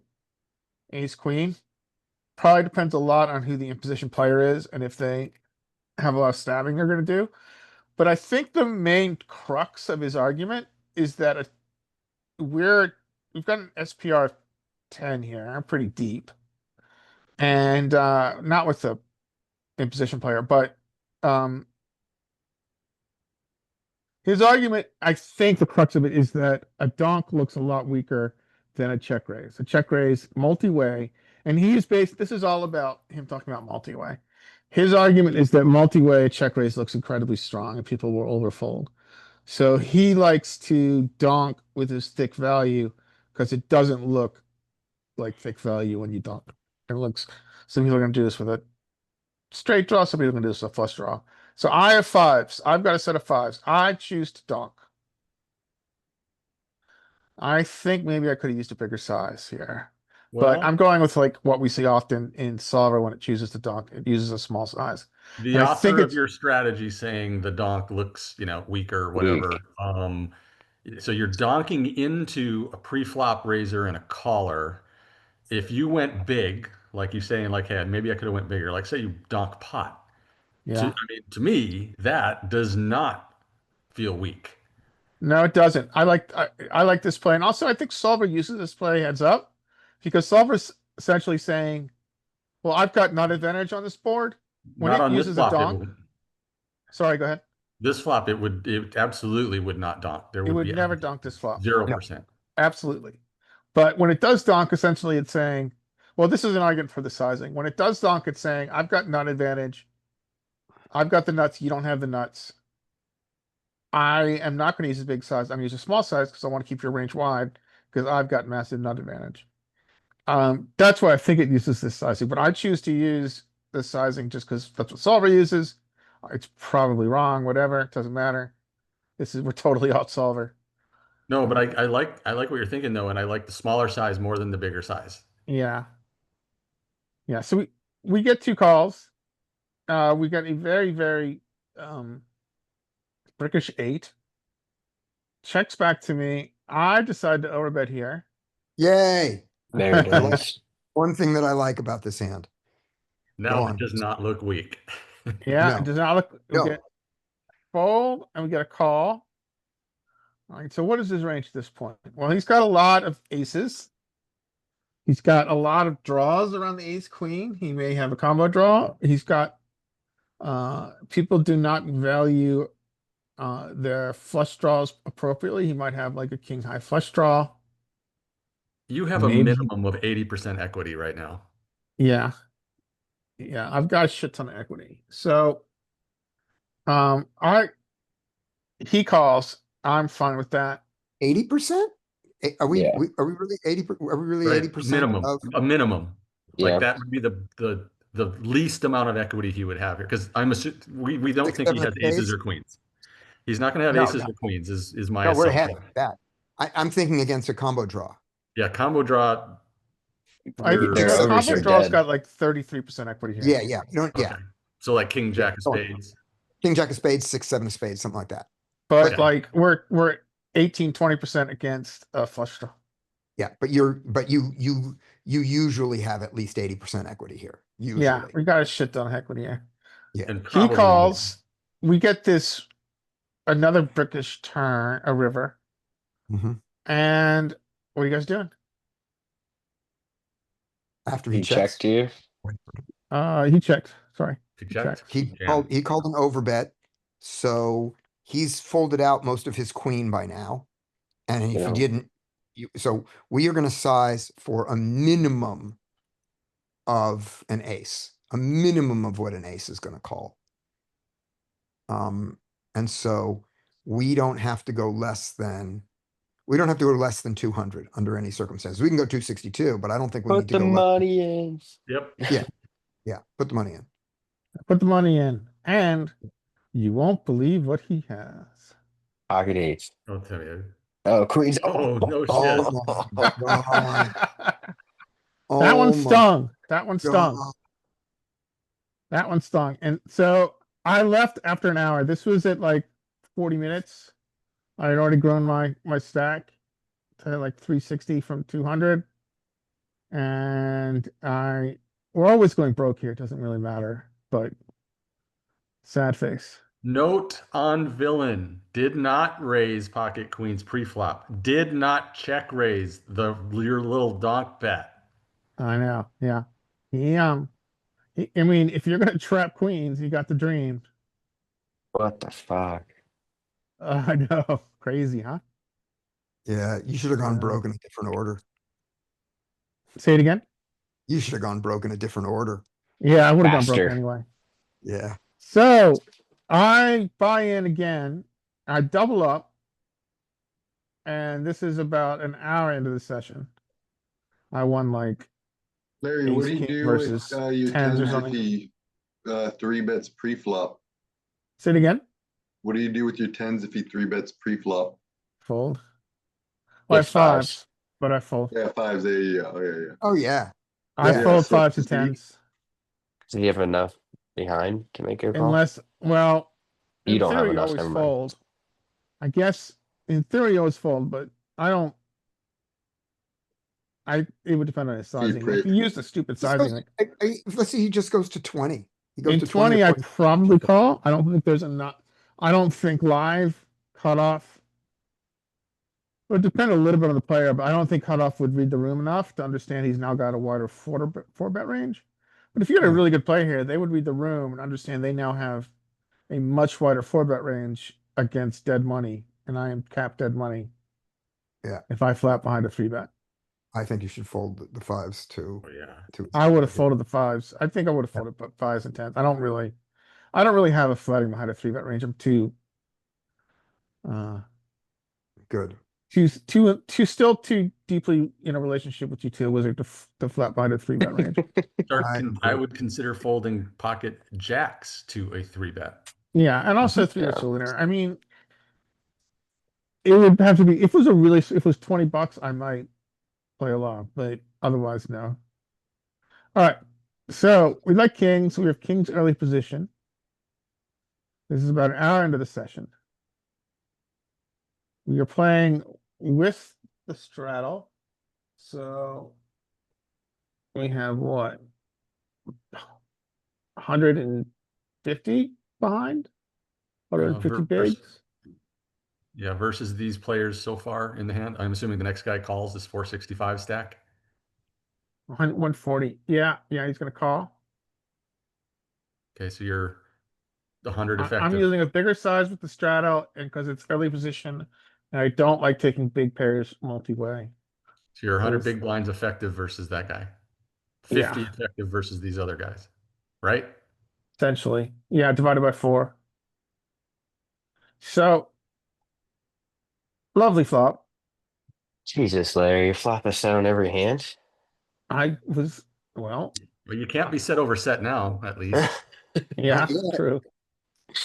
Yeah. So I choose to go bigger here. I use a B50 here on this wet texture. He calls. We get the queen. Does bring in a lot of stuff.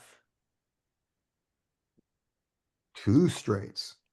2 straights. Yeah. 2 straight. So ace 10 and 9-10. Those are the ones. I bet he calls. And Oh, we God. now have Stupid card. stupid card. There's a lot of 2 pairs out there. So we bet 150. I don't know. I bet a B75 Yeah, I'm liking it so far. I think, and he jams. yeah, yeah, God, I think I know. It's hell. so. His Mhm. 10x, so his 10x hands. I mean, he's got hands you can beat for value. So we're getting like 13% equity requirement, right? We're getting like, and we're beating value. We're beating 2 pair, etc. Does he make this play with 2 pair though? I don't know. Can we fold? Can we fold for an extra 110? Depends on the player. Yeah, it'd be exploitative versus a certain kind of player, right? Yeah, What I kind of don't know if we player can is fold he? You it know set anything for about him? 110. I mean, I don't So think you should, but yeah, so we don't have to Feels win cool. very Ace often. 10. I mean, I think the answer to this question is that we just side 150. call because we Yeah, you don't have to you win beat very value. often and we're beating value. We can name a myriad of value hands here that he's doing this with. He's doing this with jacks, he's doing this with eights, he's doing this with king jack, he's doing this with ace queen. Is he? And there's no We flush got of it. those. I don't think Yeah, he's we doing got it. this. Just strategy, you know, I think if he's you're just doing gonna that with call. Yeah. I think a lot of passive 2 guys pair. Yeah, jam. don't all those hands hate the fact that you might have a 10? Mm-hmm. Well then, yeah, do we fold? Do we fold then? I guess we can fold. Good. I don't like it, but you might have to. It depends on the player. Well, Is I he should've never folded. bluffing? Is he never bluffing? Yeah, he's never bluffing. No, he's not. No, but remember, we're supposed to lose this hand. Most of the time, he's supposed to have a 10 and we're supposed to lose. The question is, how much is most? Is do we win less than 13% of the time, I think is the question.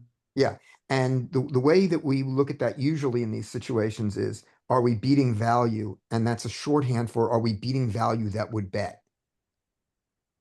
Yeah, And that's a usually the good board is point. not so extreme. So like on a 4 flush, people don't raise 2 pair as for value on a 4 flush board, right?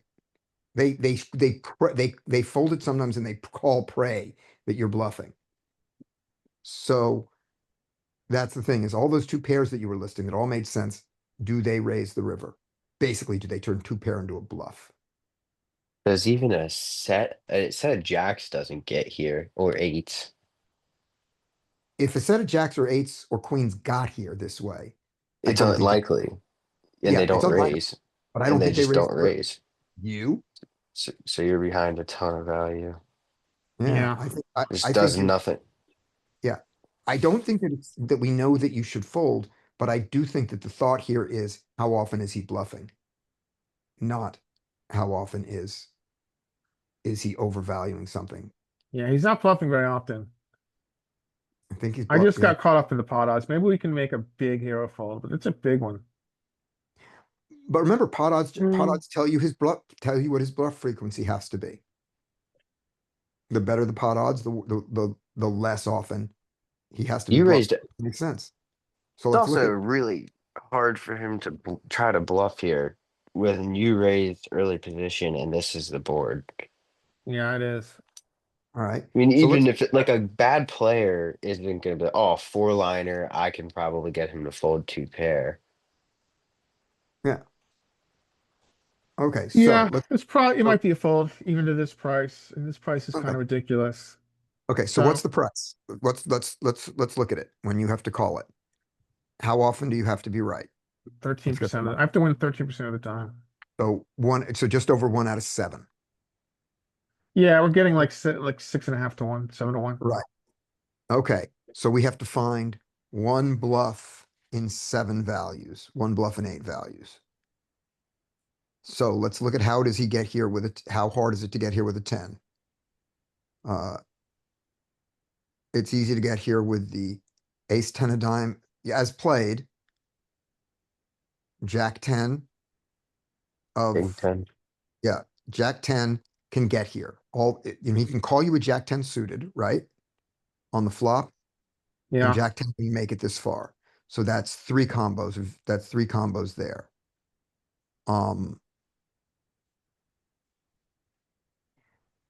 He can get here with a 10 of diamonds easily. Ace 10 of diamonds, king 10, queen 10 of diamonds. Does queen 10 of diamonds call you pre-flop? Might. So give him half of one of those. Jack 10 did. Yeah, Jack 10, but it was Jack 10 suited, right? Yeah. It is. It's Jack. It's offsuit. It's not. He doesn't have Jack 10 suited is all. easier to call than queen 10 suited. Agreed. It's pretty. Well, no one's folding an open end drawn flop. No. So any queen 10 that is here makes it. What bluff makes it? How does he get here with a hand that he wants to bluff? You have to give him like a flush draw, like 9, 7 9-8 suited. diamond. Would be one that I think people would always continue with. Yeah, 9-8 diamond would be an obvious Okay. one. All right. And any flush draw with an ace probably doesn't bluff, right? Yeah, true. Any flush draw with an ace probably does not shove Yeah. as a bluff. So So we're getting to, I guess, even betting king is too thin. Do we consider check folding the river? no, No. because checking induces the other the things. What about a block? What about block? Why don't we bet like a modified block, like 60? Do you think that induces him that induces him to bluff? Yeah. I think it's very player think- dependent. Not he was an unknown. I didn't know anything about him, so I don't know. It depends on the player. Yeah. Most players aren't going to find that. It's a very hard bluff to make on this texture. I think a block fold that raises the better option here. Mhm. Okay. I like block fold to raise. What do you guys think? I like it better too, because if you check, he's just going to check back all his showdown and you're going to lose value. Yeah. Yeah, I think your size is good and fold is better than block. Yeah. I think that's a good idea. One So of the anyway, I hit my stop loss and after an hour and I left and went to the bar. Okay. So that's the first, no, it's the second time I've hit my stop loss lot, but it's happened twice now. Brian, you have a stop loss? Yeah, mine's 450 big blinds. All right, cool. All right. That's it. Haven't hit it yet, Larry. We've been close to that one night. Well, hopefully you don't get I that. got out of there because I was like, I'm just gonna lose the rest of this because I'm already pissed off. I need to go. Yeah, I was definitely after that. I was like, I'm in no, my head is gone. I'm out of here. Oh yeah. The walk of shame, no cashing in, just walking out. Oh, I know I don't want to do that. My stop loss is I have to leave because I have to be at a show in 30 minutes. There's stop loss. It's a good stop loss. Yeah. Okay. Are you are you in where are you, Barcelona or Barcelona. I'm in they have a beautiful nice casino Barcelona. there, I think. Yes, there is, but I won't be going to it. But Yeah, there that's is a right. You don't have casino. much time, do you? Yeah. But I'm in an Airbnb, a block from the beach. It's described Woohoo. here. Oh, this is so nice. Nice. Okay, so we're obviously going to fold, so we're not playing this hand, but I did mark it, so let's see how they play it. All right, so let's see, Dean. Let's see how Dean call up. Why don't you do this hand for us?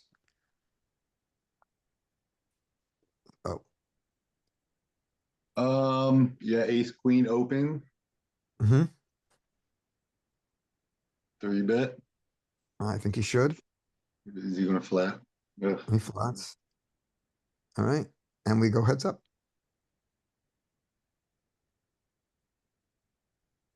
10, 6, 8. So he's just gonna c-bet.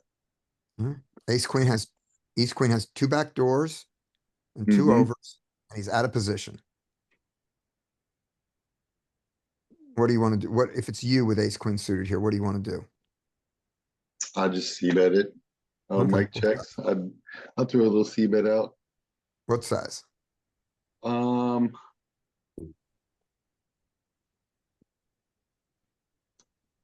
4 big blinds. Okay, so you're gonna go relatively big, not Yeah. not anything, right? He goes extra small. It's all right too. Mm-hmm. Yeah, can see a raise here. I like the He needs I like the protection. Yeah. Yep. Yeah. People are just so scared though. doesn't He need might have- protection, but likes protection. Yeah, it just needs a little bit. You don't want to see a king or an ace come out or, Yeah. you know. All right. Mm. Now go check if I was What a ace terrible queen. card. I know. Ace queen bets again. Ugh. Okay. Call. Now I'm not raising. Now Oh, he raises. That's What the fucking hell? insane. okay. Fold.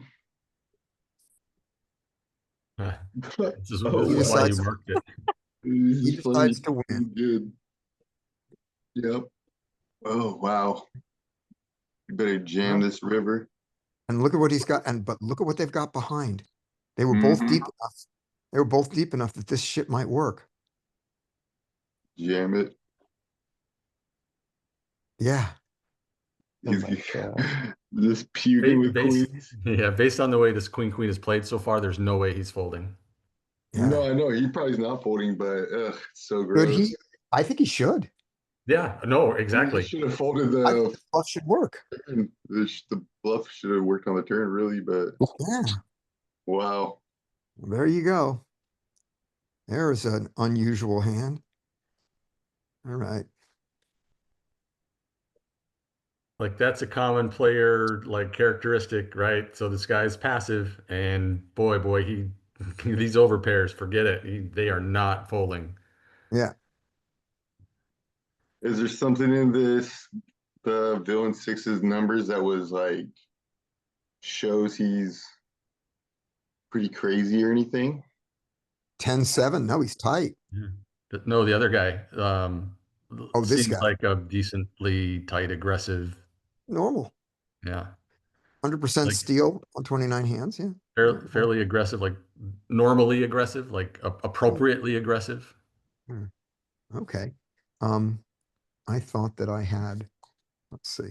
I thought that I had opened up all these. What is going on? Why do I? Let's That just three do bet it. on the 3-bet on the turn was pretty wild though. Oh, okay.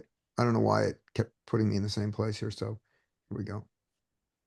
All right, I'll play this hand. Okay, so let's open 7-6 suited sometimes. 1, 2, 3, 4. Yeah, it exists in this. It exists in this position. It's a rare one, but we take Yeah, it. Yeah. that 3-bet on the flop or was the turn Dean. That was pretty spewy. Yeah. He decided he wanted to win that hand. All right, we are in a 3-bet pot here, and we have hit about as good as you can hit with 7-6. And he bets big, Mm. so I think we call. I don't think we raise. I don't think that No. buys us anything. So we call. Oh my God. Oh shoot. Well, I He's just gonna went, snap with I went, fives. screw it. What happened pre-flop? 3-bet, he just- 3-bet. So where are you? Your early I- position. Yeah, So your early position, you opened to what? 2.5? yeah, two and a then, half okay, to there's 10. a 3-bet. Then you called, got that flop. And I just decided I said, against your aces, I have enough equity and, and you're folding everything else. Or not. So I think Yeah. it's time to get there, isn't it? I don't think that's terrible. I think that's actually pretty good. Oh, okay. Oh, I gotta show, I have to show you, one thing for your hand. Okay. So, it didn't work out. I mean, you ran into it, but I don't think your play Yeah. is necessarily like, Does it need to be this big though? I guess. I guess it does. Yeah. You know what? I And guess we it have does all because the fives, sixes, eights. if I'm gonna raise. I would. Yeah, because If I had if I'm aces, gonna I raise- wouldn't be fist pump calling. I'd probably Oh. call if I had the ace of hearts for sure, but I wouldn't be fist pumping. Yeah. Yeah. Let me show you something here. Where is, you'll like this. This was your hand from last week. Mike, Yeah. remember Oh. this? Uh-huh. Yeah. Remember this ace king? Yep. The sizing on this. So your size when you raise, I'm sorry, your size when you bet here, I'll run it again. This solver thing is gonna surprise you a lot. I think the check on the turn is what was really bad. Yeah, so, can you open up that hand again? Just so we can, I have to try to Trace find it. it. Yeah. you have to find it and then we'll go back to it. Because I ran it through solver and I saved it to say, I gotta show this to Mike. All right, Do you used to have that window yeah, here's the window. still? Does it have a date down there? Can you see when Uh, this was? It's covered up here.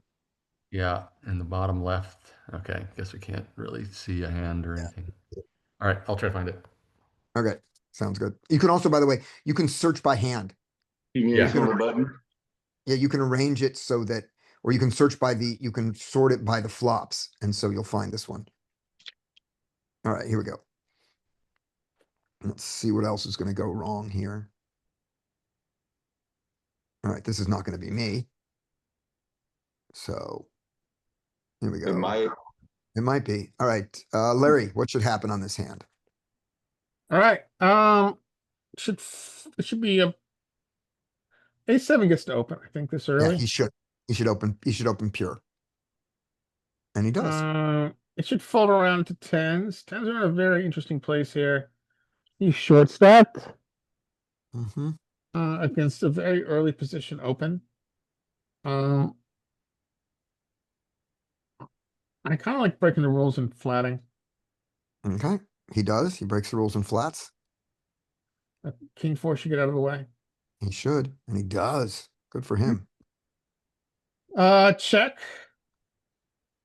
So H7 has backdoor equity, two ways, and an over. And he's opening from an early position. I think we get to bet here. I would Okay, bet half. he checks. Checking is fine. Now he gets some equity, a lot of equity. Yeah, he's got a lot of equity. So 10 should check here against this early position. So if we assume that this guy bets all his jacks, Yeah. then tens should bet here. Because they're Mhm. no longer marginal. They're now a top pair. They've been promoted from marginal. Yep. But if this guy doesn't bet all of his jacks, then they should probably check call. But he bets. Yeah, everything's fine. Mhm. You have a myriad of options here. I kind of, if there's any hand that's as good as a semi bluff, it's this one. So I would, maybe the only, yeah, I would raise here often. I would raise to like 15. Yeah, I would use a bigger size. This is a good raise candidate, but I would use a bigger size. Threes are very uncomfortable. They're being offered. I would actually just fold threes here, frankly. I mean, I would fold the tens. Mm-hmm. Yeah. You did. I don't know if that's the right answer, but I would fold. I mean, you can snuff out bluffs, you can see them. But against this early position, I'm ultimately going to respect his even though he's got a VPIP of 38, I'm gonna respect his early position. I'm gonna fold this hand.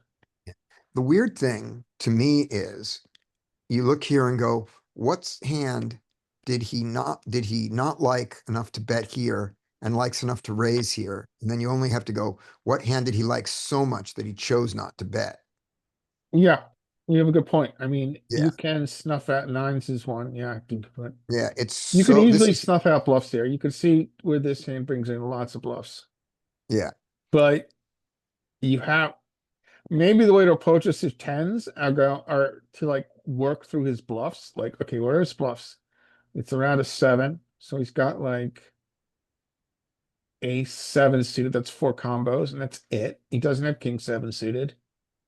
He maybe has ace 7 suited, which he should fold this early. And then he's got lots of hearts. So maybe I can call and then be very intelligent about what happens to the texture on river. Maybe that's one way to think about this hand if you're tens. yeah. I can call this raise in position, but then I have to be super aware of equity shifting cards on river. Yeah. So there are two hands that make a lot of sense here and one hand that makes some sense. Pocket nines makes a lot of sense here. Pocket Pocket nines jack, makes a lot of sense. Also, aces make sense. yeah, pocket jacks makes sense here. Yeah, pocket jacks make sense. That specifically checked back because it was jacks and now was happy you were bet, but wasn't going to give you this cheap on this weta flop. Aces, aces. Yeah, could be aces. And 7-8, a little bit, but 7-8 probably bets the flop. Yeah, I think 7-8 would pick the flop. Yeah. So kings and queens make no sense No. with this. Yeah. Jacks, nines, aces. I mean, but it's a little bit of a nitty fold, but I think it's, but again, I think you can see where the bluffs come from if you look at the texture. Okay. Mike, did you find the hand? Yep. Okay, let's put it in solver. All right. Let's put this in peak. All right.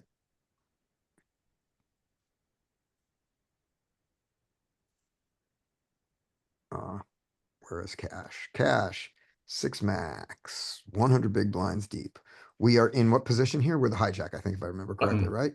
Button. Okay, the button. We raise the button, Raise the button right? Big blind just calls. and let me get pre-flop and big blind calls. Big blind calls, very good. We get the flop of, Queen of hearts, 5-4 of spades. there we go. We have the ace, king of spades, by the way. He checks. Here's our ace, king of spades. And what did we do? We checked. We checked behind with the ace, king of spades. We can do that. We don't need to, but we certainly can. It's certainly allowed. We check. Then we get the Jack of diamonds. jack of diamonds, giving us more equity. And still not the best hand, if he has anything. Jack of diamonds. He checked, right? He checks. He checks. And And we check behind, squandering all that extra equity. right, we do, which we do enough that we're not breaking the solver. It's not, this is not an equity mistake, or the solver Yeah. wouldn't let us make it. It's just a rare play. Look at that with the flush with the spades. I mean, Yeah, yeah. It's rarely done, the check back with the spades, but it's not a mistake. So there you go. So you took this. There's the Mhm. check. This is what's gonna blow your mind, I think. Okay, we check. And the river, big blind, oh, I'm sorry, I have to move you away so we can check behind. There's our check. All right, the river was a 10, wasn't it? 10 of diamonds. 10 of diamonds, yeah. And we have the nuts now. And He goes like a block size. yeah, he bets 1.4-ish. Yeah, 1.3. 1.4. All right, before I hit the 1.4, what do you, so when you hit the 1.4, you are gonna raise, of course, and you're deciding what kind of size, right? Yeah, And what was, you're about to click 1.4 on the turn there. I know, I'm not gonna do it.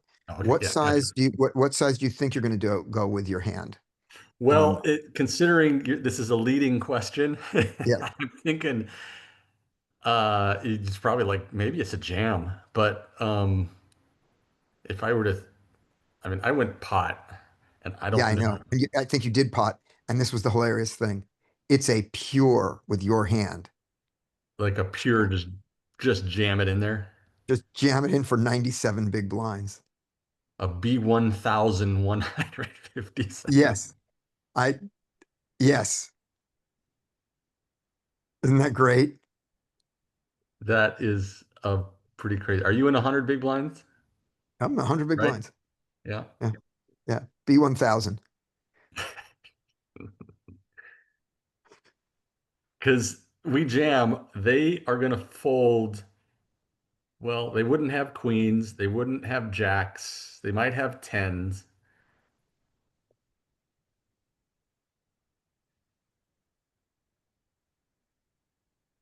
What do tens do? The sliver of tens, I guess they don't have them. Pocket I don't 10. have them. Yeah. They have, They just don't have any hand. They have no two pairs. They don't have queen jack. we're targeting the king nine. We're Oh just yeah, targeting, king nine has to fold yeah, but but they don't. some frequency. Yeah. I love that when I looked at it, I goes, wonder what the size is. Oh, it's a jam of 95 over 5. Yeah, that's pretty crazy. Yeah. Now that's not for range, by the way. I want to point out that your hand, if you notice, you have little dinky raises, and you have reasonable raises. What you don't have is you don't have this. You don't have 2x pot, because if you're going to go 2x pot, you just jam. Yeah, interesting. Yeah. He had ace six off, by the way, Right. Oh, you which we found out? didn't, which we didn't know at the time we were reviewing it because it Oh, was, good. Oh, you found it the next day. Yeah. yeah. Yeah. So he had ace six off, so you never get anything if you bet any earlier. He folds No. every street. Maybe he maybe he puts in some money on the turn. Yeah, there were no back doors other No, than no, the he can't. six. No, he puts in no money. The only way for you to get any money here was the way you played it. And you got the maximum amount of money you could have gotten. Unless I Yeah. min click it. Why call? Why call ace high against the min click there? If I min click it, maybe he spazzes. Maybe. Seems unlikely, but maybe. Okay. I thought that was Yeah, cool. that is pretty crazy. All right.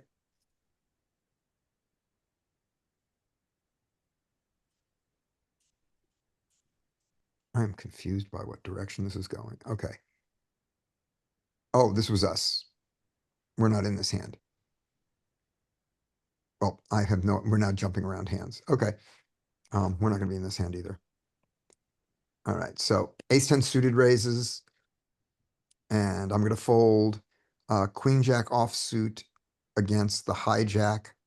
I think that I think this mixes raises and calls against the hijack. Queen jack, that's what I think. Let's see if that's true. I haven't looked, I've forgotten my ranges since then. So let's do it in, let's do what peak does. Hijack raise, big blind, queen jack off, mixes folds and calls. He calls. All right, everybody misses. 9-3 deuce, he should check range. He should not have any donks on 9-3 deuce.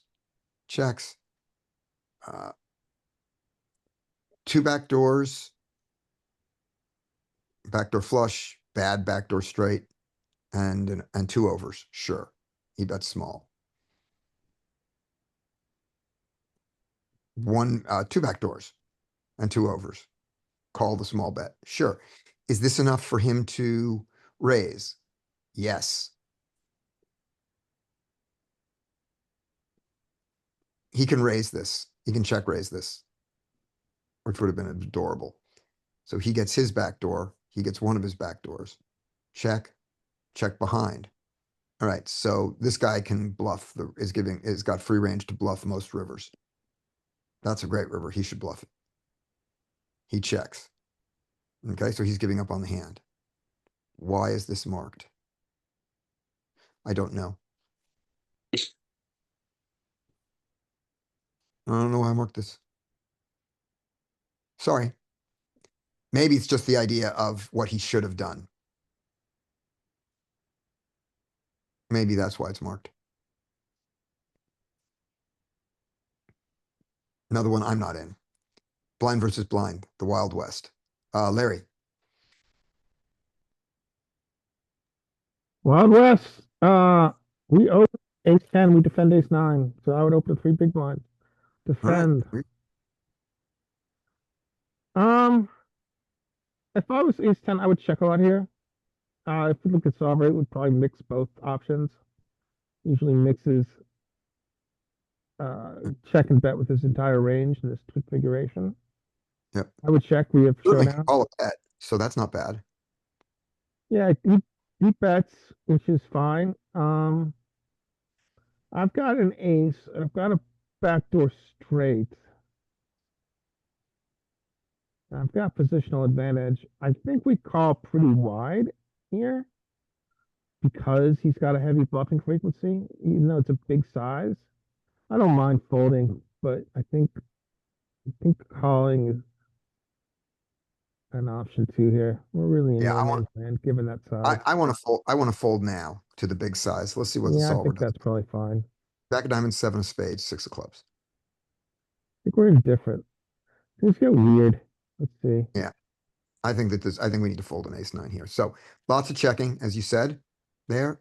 You And notice almost everything bets. I mean, it's just and everything like, can bet, and he's got ace 10 of spades, which can bet, and he chooses to bet it.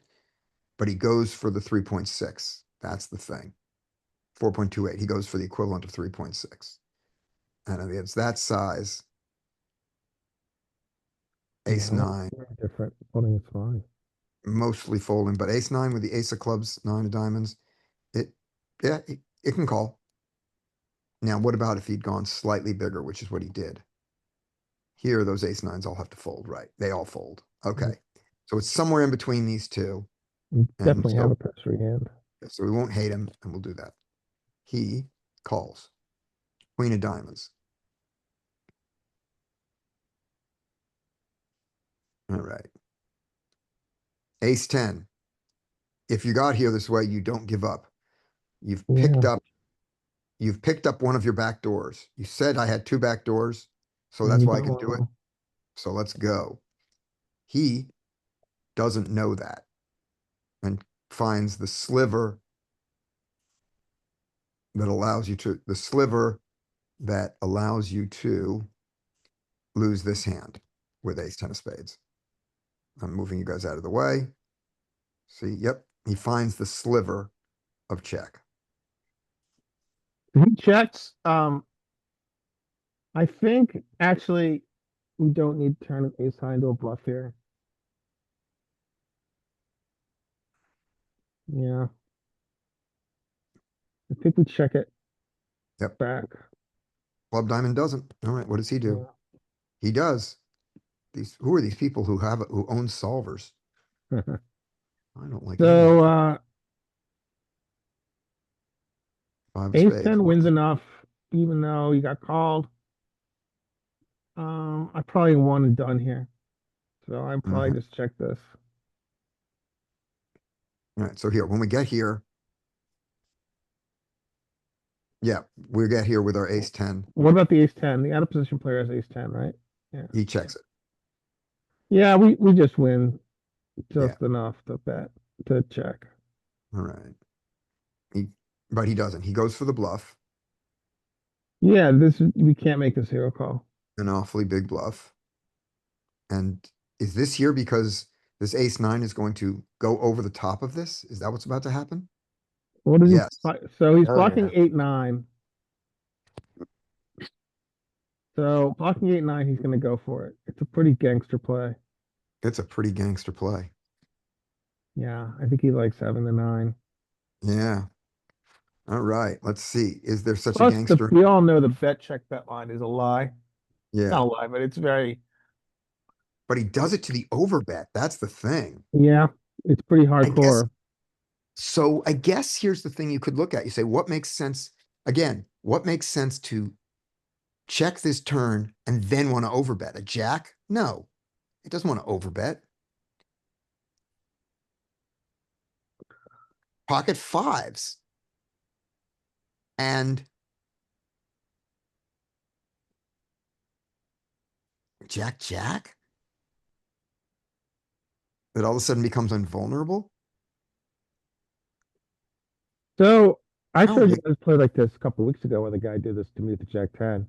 Mhm. I raised him in position on river blind versus blind, and then he shoved over me with Jack high. All right, so All over he, my face. right, so this guy over, so the pot here is 13. So the overbet, this is the pot size bet that he just makes with his ace 10. There he makes it. And what responds? Okay, so the response is jam. Who's jamming? The nuts are jamming. Blockers to the nuts are jamming.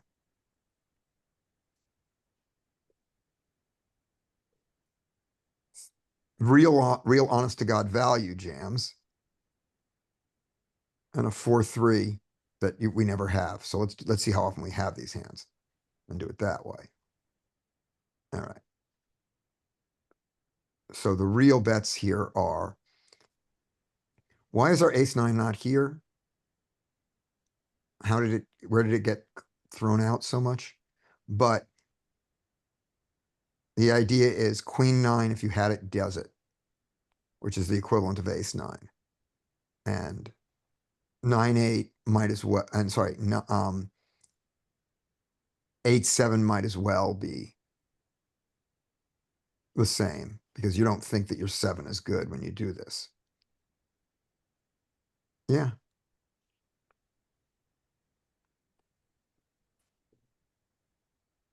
May never bluff raise the river. Well, someone did. Maybe maybe I got some of these, maybe I was filtering on on bluffs here in this when I marked these hands for us. Yeah, okay. I don't know. I think this play makes more sense blind versus blind where ranges That are was pretty wide. gangster. Yeah, all right. It is. All right. Brian, Yes, sir. this is your hand. Let's see what happens. It's pretty close. I think you can open Jack 10. Sure. In the cutoff? Absolutely. Let's open it. Go. King 3. Um, Probably should fold, but on the button, I'm gonna make a call. He doesn't. And here I am. Uh, Deuce. I don't see a problem with calling it. Yeah, to the 2, I think you have to. I think the Yeah. 2 blind. I think this is going to be almost when they do this, I think this is against the 2 size. I think this is going to be like almost going to be like a tournament spot. It's Well, What is it? Big blind versus button. You're gonna call there, right? Yeah, Regular to a regular size. yeah. No, queen deuce? Suited. Yeah, yeah, I am. I am. Yep, So button. Yeah, so. Oh, shut up, you're wrong. That's not true. I just have the wrong, pre-flop only. I need to be at NL 100. There we go. Thank you. All right, so.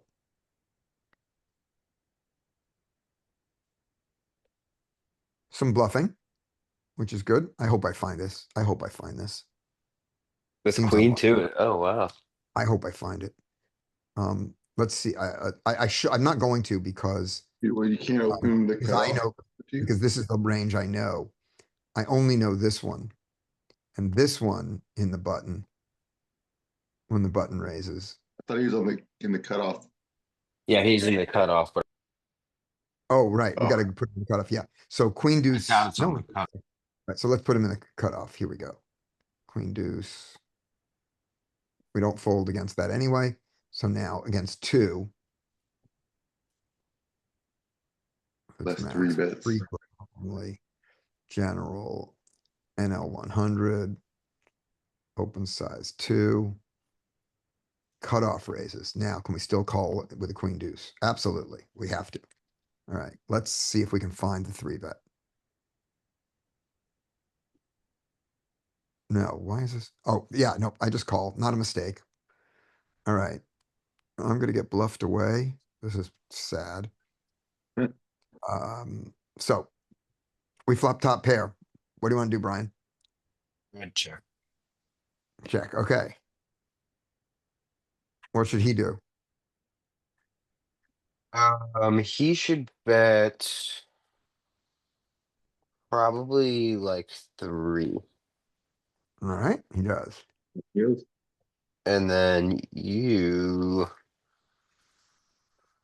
I don't think you should ever really bluff this. I think you should just call. I don't think you should be raising. Yeah. Oh no, we're gonna lose the hand. I hate poker. I'd continue to check here.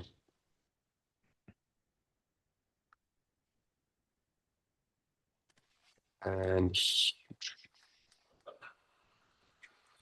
I think he can start, maybe find an overbet here.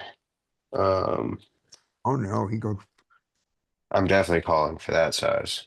yeah, he's screaming that he doesn't have a flush, but he could easily have a queen that wants to do this. All right. Yeah. Ugh. Oh, now I he has think, the I nuts. think his flushes still want to make that bet size too at maybe not population, but in theory. That small? I mean, I thought that they would want to, they're not supposed to go more than, they don't have any overbets when this comes in, but I thought that they would still have half pots. Now, when the flush completes like this, because he has all the overpairs and Yeah. everything too. Like, so he's balancing his flushes with his, other blocker type sizing. There wouldn't be any overbets here. No, Overbets? we don't think, I don't think so. I don't think there's any overbets here. We'll run this one. But first, let's see the pain of what size should he bet? No, man. You check call, check call. I would go, you know, go somewhat bigger, but probably still not gonna overbet, I guess. I would bet like 12. Okay. Yeah. I think in life, I would probably bet 10 here. And he goes all the way to 16. And I pay, Yeah, I mean, and I pay him all the 16. I Oh, buddy. hate it. I know. So bad. All right. This yeah, is cutoff versus big blind. We're going to give it the normal size, but he's going to go to 2.5 to start, just so I can. Get this in there. There we go. Post flop included. What Let's was make- his position? He's the cutoff. Cut off. Okay. Stacks 100. We'll be at NL. Let's do our rake at NL 50. And let's do, oh, we'll do GTO opens. We can do that. So we have a nice 2.3 instead. He raises. We call queen deuce instead of raising it like I should have. We got a flop of queen nine of clubs, three of spades.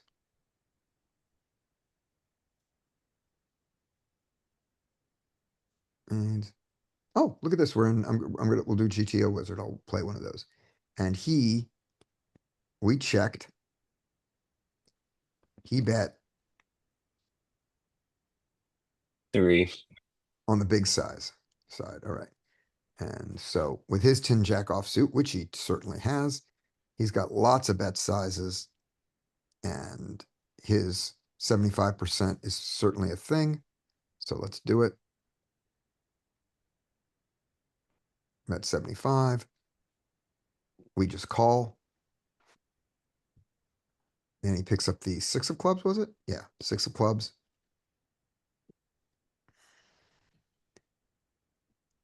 We check, Yeah, but small.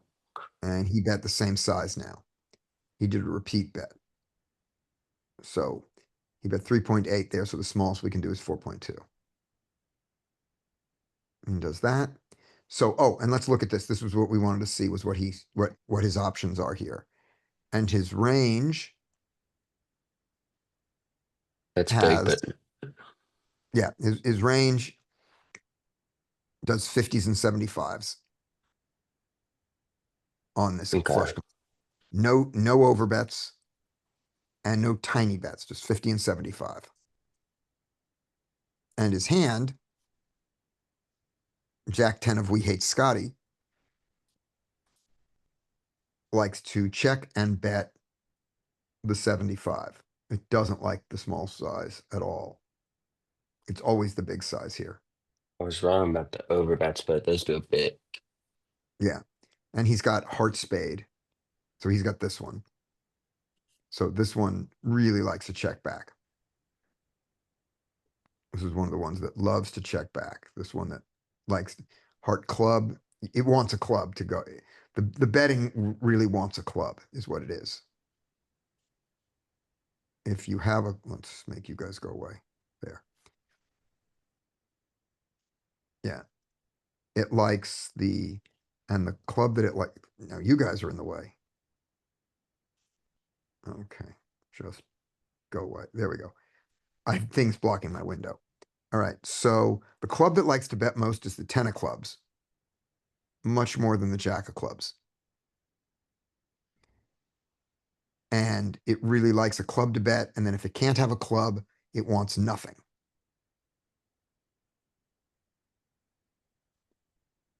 But, it wants heart diamond and diamond heart. So if you have the spade, very little betting, he bet. And our queen deuce is now starting to fold. River is the 8 of We Hate Scotty.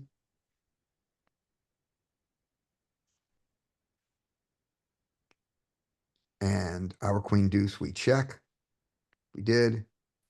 He comes out and basically bets pot.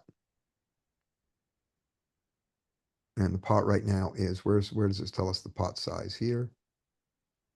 Where are you Pot hiding? is 21. I know, where are you seeing that? Up Where's it above hiding? the 8. Up above the 8. There we go. Pot's 21. So he basically bets this.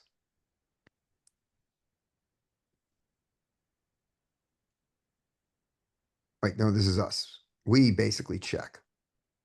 And he bets this. With our queen deuce, we can suffer in silence and call.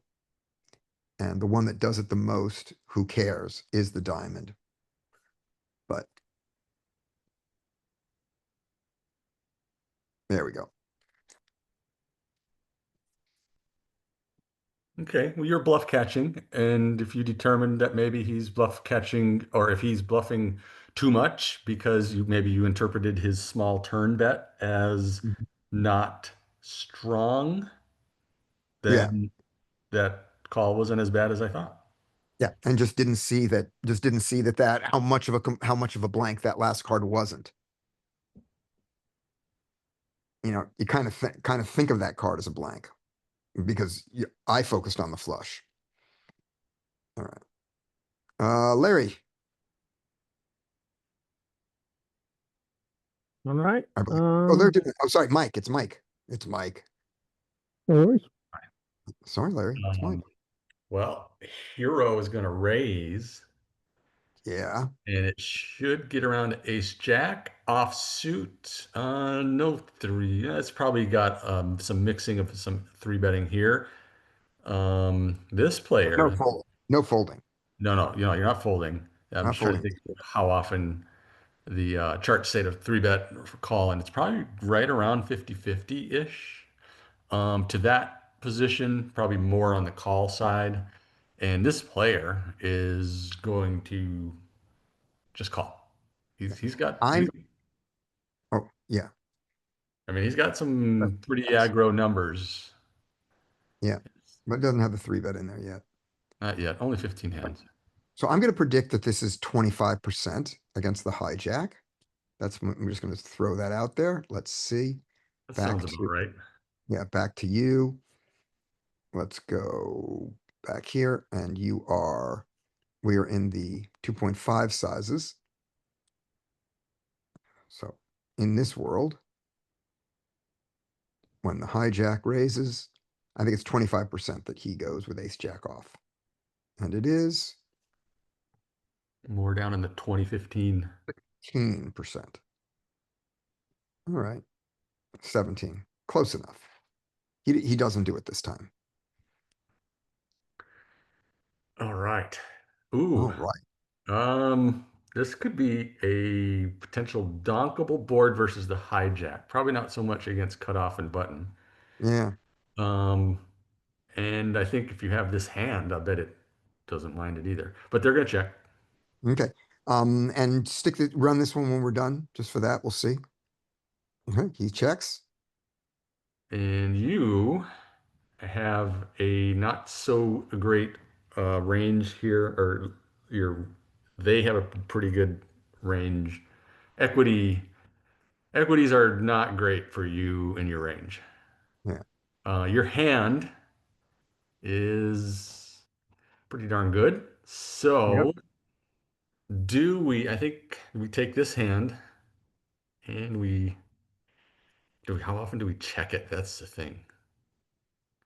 We're c betting. We're going to be checking a lot, though, like is my thought globally. This hand probably going to be 50-50 on the check it back or bet. And when you bet small.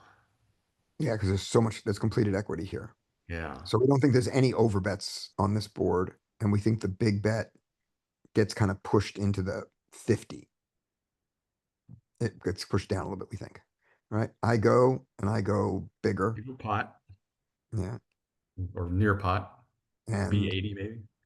and he shouldn't call this. No, I don't think he should call now. I think that should fold out. I don't think he should defend ace jack here with the jack of hearts. Maybe it's close, but it's definitely like indifferent. I think it's a fold to this size, though. I mean, he should be calling it to like 2 big blinds and stuff, not to this thing. But I mean, okay. you've got back doors happening. You've got Well, a few overcards. Yeah, I don't think it's a good call against population, but uh, all right. So he gets that. He's going to check.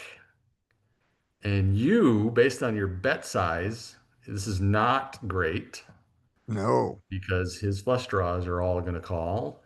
Yeah. His sets, he has them. You block pretty heavily.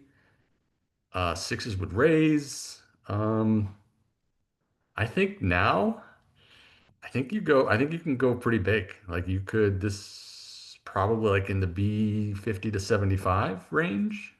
Okay. But I can't I don't, overbet it complete with it completing. yeah, I think the fact that it's another heart, like the flush completer, I think it takes our Yeah. overbets out. Yeah.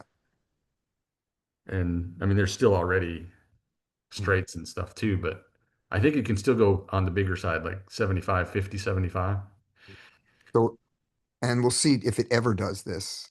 I do the check back and I this think check that's back better going to be, be in there. better be intending to call. Yeah, check. I better call some rivers. Okay, the brick of the brick, unless he has 4 or 5 Brick. hearts. Yep. And what does he do? He He doesn't turn checks. it into a bluff. Don't tell me he Okay. turns this into a check raise bluff. Oh God, no. Yeah, that would suck when you bet here because you should be betting pretty big. You should be betting B80, I think. Okay, I You'll do be 50. 50. Fine. So I induced. Oh no, Oh, he that's just called watching you. him fall. That's what this hand is. Wow. Okay. Hmm, Weird. a check bet line. Hmm, Apparently, your 4429 is telling this guy's full of shit all the time. yeah, yeah. And the reason we know what my stats usually are. I might Yeah, have got I must have gotten some weird hands to get to this 44-29 because that's not. yeah. You had 20 hands and your distribution was more geared towards Yeah, hands to play. yeah. Or they, yeah. Who knows what they gave me? Okay, so you got this one up ready? I don't know. Okay, who's got this one? Larry, did you do this one? If not, Mike, somebody do this one. I I'm- can't. Oh, wait, can Okay. I do this? I'm ready to start. Okay, you I do it. got it I ready was to gonna say go. that. Okay, you do it. It is hijack big blind. Yep. Okay. We saw the ace jack off at about a 15% three bet percentage, 9 of diamonds, Yep. All right, 8, share it 6 up. of hearts. Right? Yep, put up the screen. Oh, sorry. No problem.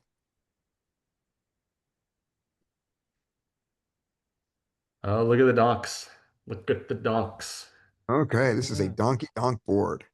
And the ace jack likes it. His And particular hand is ace of clubs, jack of hearts.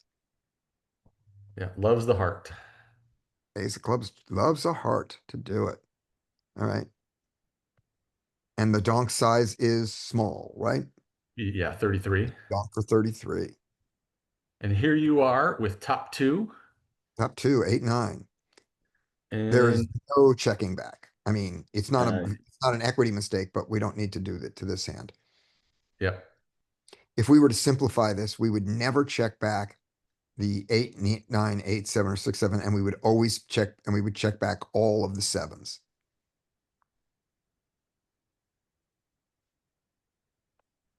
And what else would we check? What else would we check back? Where else would we get it? You see We your would check back. overpairs. Yeah, we would check back we would check back our sevens all the time, and we would check back our ace king all the time. And notice that the nut flush draws aren't always betting. Nope. Unless you have combo to go And with. which are the ones that, which of the nut flushes that bet the most? When you have a combo draw. Okay. With the So- 7, the ace of heart, yeah, with the 7, it never does it. It always does it. Okay, go down, let's see. The 9 And- always does it. Right, it's for that pair plus draw. Always does it. And then at the bottom, it looks like, I bet we're betting the ace, we're betting the worst ones do it, the ace deuce. No, ace deuce does it from the other places. Ace deuce just bluffs.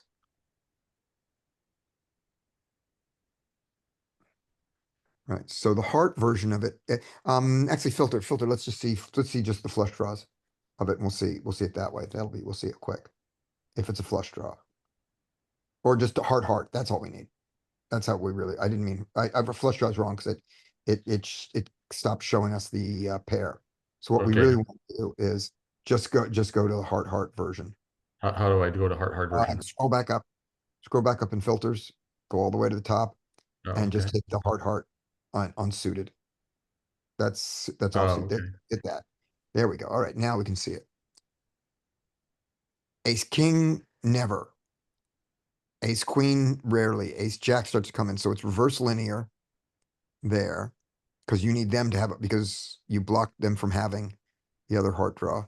And then down at the bottom, it's half and half. So if we wanted to simplify this, we would bet the ace seven, we would bet ace five, seven, nine, and 10 100% of the time, and everything else we would check. Okay, cool. All right, so next thing that happens, Did you check? I bet. I absolutely bet the flop. Oh, I you bet bet pot. You went bet pot. the flop, and I bet biggish. I went, 75 to, 75. I didn't overbet. And was I allowed to bet 75 on that? No, Did it like, what it was the was size? all small. Just always bet small with a sliver of 50s. All right. And I think it's because this flop is just good for them, Yeah. right? Yep. It's all small.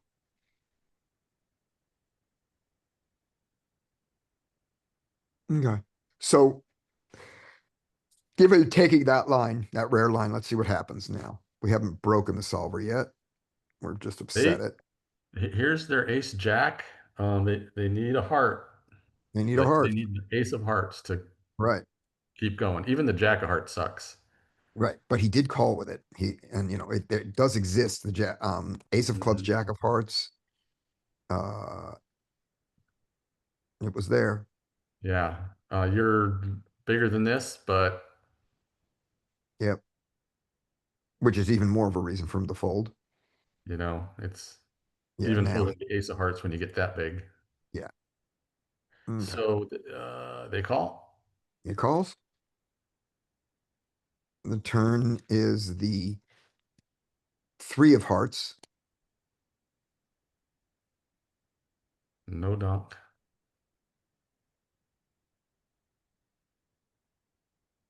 And now you'll have to go full height to see what we would do in theory. In theory, Mostly that. 50s and 75s. Yep. But the check is fringy and it's not good. And I'm okay with it not being good. So we check. And it did not love that. And then the two of clubs. Does he get to now come out and start blasting you? Make it range height because this could be confusing. Or normalized. Other one. There we go. And it doesn't want to blast. Not his hand.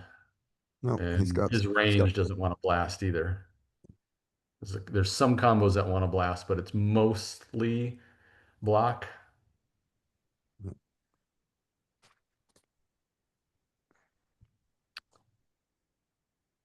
All right. And when he checks, what is my bet size? With my top two.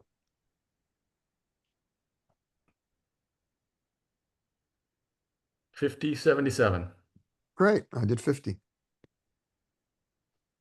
All right. Okay. Who else? He called you, right? He called me. Geez, it's indifferent. Look at that. Yeah. Yeah. Great. All right. Anybody else got hands? I did my hands. All right. You got Are anything, you Mike? through your live hands? No. Oh, what I did is I haven't prepped my live hands. I don't have any new live hands for you. I haven't played since that last session, but I have some old Okay. sessions that I didn't put into the replayer. So No worries. if I get around to it, I'll do those, but more likely I'll actually go play, one day and pick up some hands for you. All right. You got anything, Mike? I got my usual. All right. You want to prep a couple of you? I will do one more of mine and you prep some of your usual. Okay, I'm ready. One more. We'll do one more of these hands that I marked for who knows why. All right. Something good finally. We have kings. How bad is this going to go? Don't look at me. Never look at me. All right, here we go. I'll do this one since I did it. We get raised. We get 3-bet. Let's go 4-bet. Oh my gosh, let's totally 4-bet. Extra dead money in our 4-bet. So our 4-bet size is Share going your to be. screen. Oh yeah. Okay, fine. Share your screen. Right there. Here we go. So we get a raise, a 3-bet, on a call. So we are squeezing here. And with this dead money here, I think we're going 27 at least, unless you want to go bigger. Out of position. We certainly could go. The four bet could be a regular four bet of 2.5 here would be 18. This would be 22. Put in his dead money. So 27 is fine. 27 or 30, something in that range. That seems good. 30. What do you guys think of 30? Anybody want to go smaller than 30? I'd go smaller with aces, but I think with 30 it's good. Yeah. With the kings, it's good. Anybody want to go bigger? I did. But 30 is big? good. How big you want to go? I was thinking 45, but 30 is Oh, probably boy. good. All right. Oh my God, what a great call. Yeah, A true. capped player called. Oh, So we know pairs up to tens, and he's gambling, maybe Maybe suited jacks. connectors. If he's really bad, he's gonna have some suited Broadway stuff. He could have, he could have as good as queens here. mm-hmm. He could easily have jacks here, but yeah. But I know what you mean. He pairs as tens. Okay. Ah, Please, please have Queens queens. have queens. Please have queens. so this Alright. is an interesting spot where I wonder if SPR of essentially won. If you can check back. Yeah, one or two. Okay. Well, I'm not RU's a going. very small size. Yeah, if I'm gonna do anything here, I'm gonna bet. I could bet. I could bet 7 big blinds here. That'd be fine. Yeah, I think if any time to bet B10, it's here. Mm-hmm. 10. Nice. Ah, well I, done. I spit at you with 10 big blinds. You must call me with ace queen. You must. Or jacks. Or jacks. You have to call jacks for this. You're beat, but you have to call one straight. Oh, you check raised. This is what you want. Now, This is what you want. I don't see any reason to raise here. Mm-hmm. You've got No. positional advantage, right? Yeah. Yeah. Low SPR. Yeah, it's all going in. It's all going in on the turn, no matter He has a what. flush draw and he gets there. If he has a straight draw and he gets there, so be it. Yeah. You have additional outs to board pair. Yeah. There we go. Boo. All right. But if he doesn't Doesn't bet, matter though. we're betting. Oh, okay. Now we're jamming though. Yeah, Yeah. he's pot committed. Mhm. Yeah, we're not. Yeah, we're not. We're not defucking around. Did that Nice. Not queens. What? He you were Attaboy. not pot committed with that hand. That is insane. That's so great when you're the one who who gets the fish's money. Right. It It's is so quite bad. satisfying. And so bad when a diamond comes. Oh yeah, that would suck. This is the 3 of diamonds. Yeah, exactly. 3 diamonds. 3 with diamonds is good. Yes. All right. So there you go. So who had that in the double flatting range? Nope. Not even with a single flatting range. No. And look at what they were. Damn, that queen would have paid you off too, probably. Oh yeah. Yeah, he would have totally paid me off. Didn't need to. You got 8 9s of money. Look at that. Look at that. Out of position. Nice discipline from the 10s. 8, 9. Yeah. Nicely played by the pocket 10s.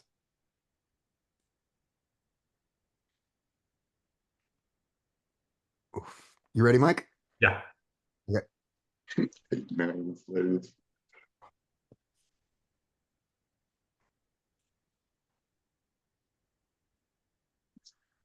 Okay. Here we go. Pocket queens. Ooh, a. Okay. There's your guy. So I pulled this session up. This was part of that session where we left off last week where we didn't know the cards at the time. And this was part of that session. And this, on this particular table was this guy right here. Yeah, I Yes. was just gonna see, do you ever min click like 6 big blinds? Yeah. Well, so now that I didn't know that this would be the first hand that comes up because I'm just filtered for marked now, for marked hands as opposed to just V pipping in. So I've already gone through and like marked them. Right. So I know I do something weird here because of this particular player right here, and it's probably dumb now that I think about it. I just flatted. And just because I kind of want this guy in here. Mm-hmm. So I don't know. And he was like in a fuck it Freddy situation. Yeah, you could have jammed easy. But we get to see a flop now, multi-way with queens. Yay. Yay. Woohoo. So he goes in for pot, and we get a call from the original raiser. Fold. Fold. It's time. Yeah. It's time to Joey fold. Yep. So that was probably marked it because I was like, should I be flatting there? Pre-flop. What was your adjustment? What was the reason for your adjustment to flat? The massive whale in the big blind. Ah, with you a wanna keep them Freddy in. stack. Okay. He's hoping to get a rejam. Yeah, I was definitely hoping for Just a to get him in for the a pot, for him to make a raise. mistake. She did. Or even when he just calls and you don't want to go, multi-way with queens, I guess. Having him in the pot is probably still okay. But that was my reasoning. Whether that's good or not, I don't know. Now, what would Alright. you done if he did jam and then villain 16 calls the jam? What Oh, size then would you go? I would be re-raising. Yeah. Trap villain 16's dead money. I would be back raise betting. Yeah. So what, Yep, go ahead. technically not a back raise Betty because back raise Betty is to a limp. Yep, But still. correct. Back But we raise got you. Betty is an overlimper, not an Okay. overcaller. So here's my argument as to why your adjustment is not prudent, which is not the same as a mistake, which is you want to be able to exploit villain 13's bad play, right? Mm-hmm. For 12 big blinds, really? That's where that's the misplay you're going for him. Let's to get his 12 big blinds. Yeah, good point. That's it. How big a mistake can he make with 12 big blinds? He can only make a 12 big blind mistake. And you are I don't know, you're not giving away 12 big blinds of EV by flatting queens here, but you're giving away. But getting more villain 16's money in and lowering the SPR versus Sims pretty good if like villain 13 jams a lot. Oh, on villain 13 16 jams, calls. that's great. We love villain 13 jamming. That's great. And if you had instead done some weird thing like bet instead of raising to 9, because then his re-raise is only 5.37 and you can't get there. If you re-raise to 8, allowing villains 13's back jam, fuck it Freddy jam to reopen the action, Mhm. I would be fine. If your adjustment was I went to 8 instead of 9, I would say you're a genius. And I wouldn't ever bring up that ace king suited hand that you played so bad again. Yeah. But I don't remember if it was ace king. It could have been queen j, whatever. We know the hand I'm talking about. Mm-hmm. But this adjustment seems like not the best adjustment. Yeah, I'm with you. Yeah. Okay. All right. So this looks like it's earlier. Mhm. So here we go. We go bam, we go raise. Right. Again, we got a call and heads up with the fish, and it was clear at this point that he was a whale. Right. And by the way, the other thing about his whaleness is, even without seeing this before, I didn't think that he was a raising whale. I think he's a calling whale Yeah, he could be. because raising whales don't end up with 12 big blinds very often. because they end up with zero or a lot. Yeah, and I think he was like doing like little min click type three bets and stuff, Mhm. right? It's like he still has a 10% three bet. Yeah, but he has a 90% VPIP. Yeah, so Yeah. okay. So we get this, and here we have an overpair against the whale. Yay.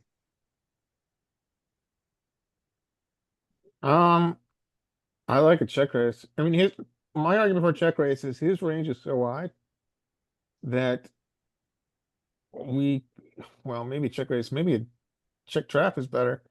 I like check raise. Okay. He's gonna miss so much. I think I had determined this player was just like I'm going big here. I'm just Yeah, bet. yeah. All right. Interesting. What does the whale have now?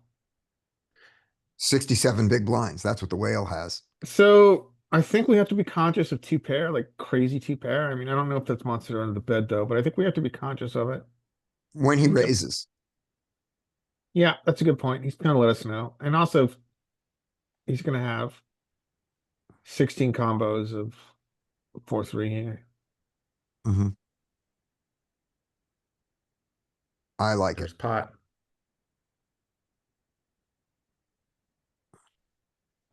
Ooh. Don't like the river, but Yeah. So this is so hard. I like check call with the heart in our hand. I don't remember how I determined how he was on the like once he got to this point. Like I don't remember. I'm sure I had an idea at the time. I'm just trying to recall if I considered like if he would call with pocket eights or something, and to a determining size. I don't know what I do here. I don't remember. I go like B75. Yeah, I was thinking of blocking here.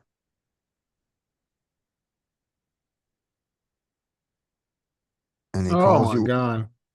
Oh yeah, okay. I remember that one. That one stung. Yeah, that stung. Man, he called what size did you use on turn? Turn was pot. Turn was pot. Wow. Yeah. Well, sometimes you gotta pay the fish or the game would die. He didn't even have the politeness to jam his last 18 at you. Okay, we have a limper and a poster. Well, so Right. the poster's in here, and then a limp, and then we have Queen Jack This is a in tough spot, the but small I blind. think I don't know, man. How about, Okay, what do you think? oh, you're saying I. Go for it. Um, this might be a new situation where my least favorite hand becomes an ISO because of the additional dead money and a poster. I would Yeah. do it pure with the suited, but Same whale, but I don't think I've determined he's super whaley yet. He's only 10 hands. yeah, I would, I would use, I think with a poster, I would go to 6 big blinds here, but I don't like doing it. How, right. How about 7 or 8 or 9? Sure. Okay. Just saying, I like 7 at least. That's the poster, right? The poster called? Nope. The limper called. Whale. The poster Oh, the folded. whale called. Okay, so we got the whale. All right, got it. So, oh, Jesus. Ooh. You know he's got lots of ace X here. He's got all combos of ace X. I don't know, man. Yeah, check. This hand sucks. Keep checking. Well, the problem is his problem is that his ace 7 beats you. So if Well, he goes check, well, check, maybe you have to start turning this into a bluff.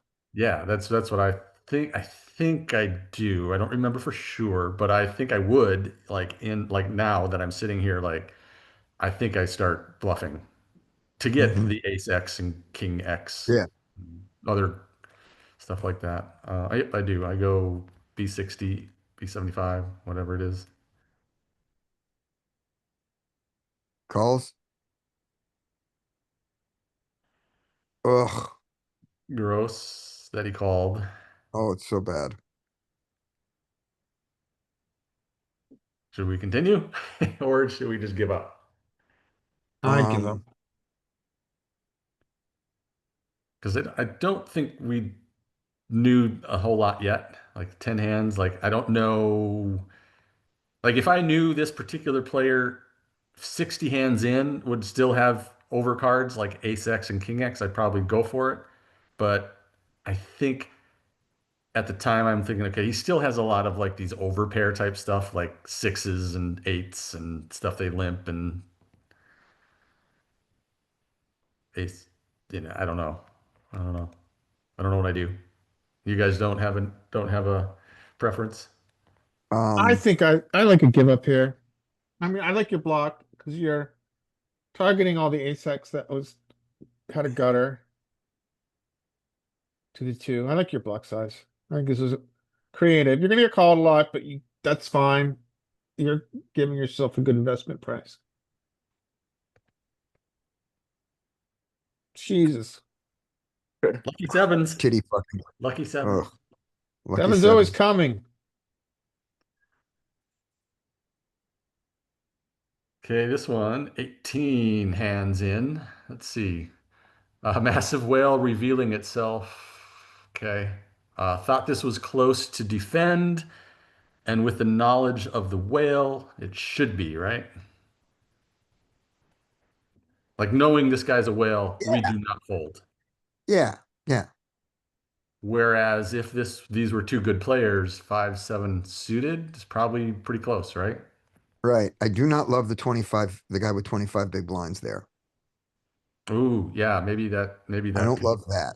maybe Not that helped me. because, not because I mean, he didn't raise pre that, but if he has anything that he likes at all, it's gonna be hard for you to realize your equity because he can jam so easily when he hits anything. Yeah, maybe that I didn't notice this sitting here now. Maybe I did then. Yeah.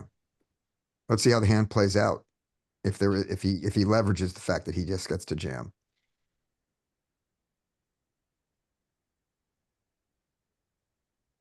Like, man, oh, no, it didn't. Because that was the thing. That's the thing you had to be afraid of was that that he would jam you off your five there.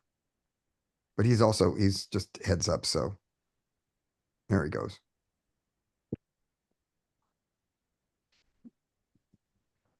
Okay, Yep. so we see this showdown. Hmm.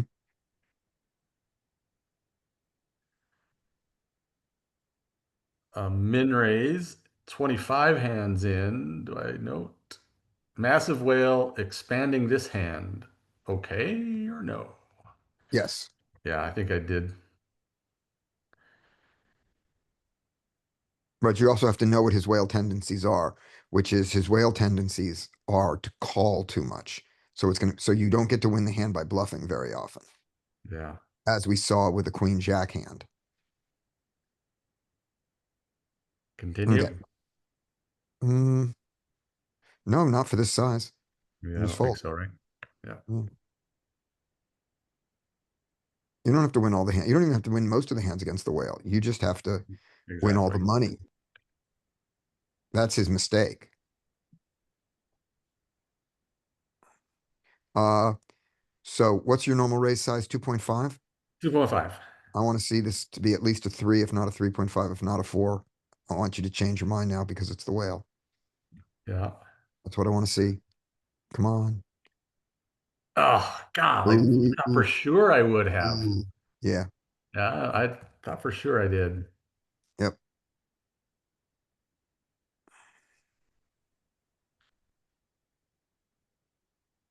I should be betting for value, probably. I should be c betting for value. I would check this back a lot, having this still pretty strong versus a Yeah. big blind range. But I think we should bet not as bluff, but for Mhm. value. Yeah.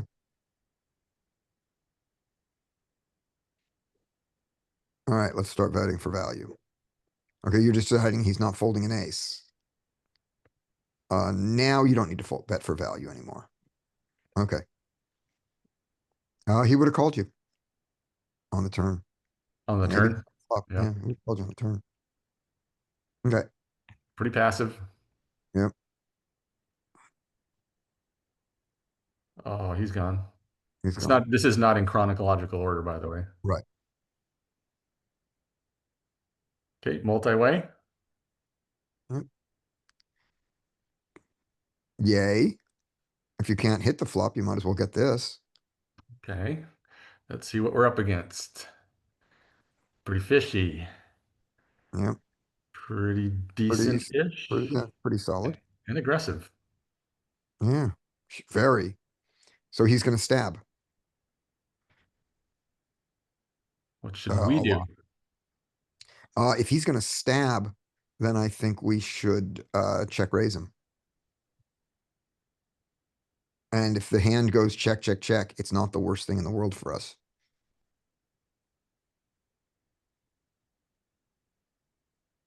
It goes big. All right.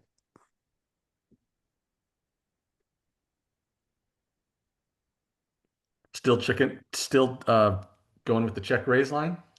Yes. I see why not to be, I see, Oh. you know, given the, you know, the size of his bet, but our particular hand, I still like the check raise because if he folds anything, that's great. And if he doesn't fold anything, that's okay. And if he re-raises us, that's not even terrible. Right. Yep. I mean, we don't want to be all in on this flop, but it's okay. Staying with a passive mood this day, apparently. All right. So you're gonna let the cards do their work for you. Thank you, cards. Ooh. I know. 4 of clubs one time. I hope Okay. he has something. This is coming back to me. I know this hand now. I remember Right. this.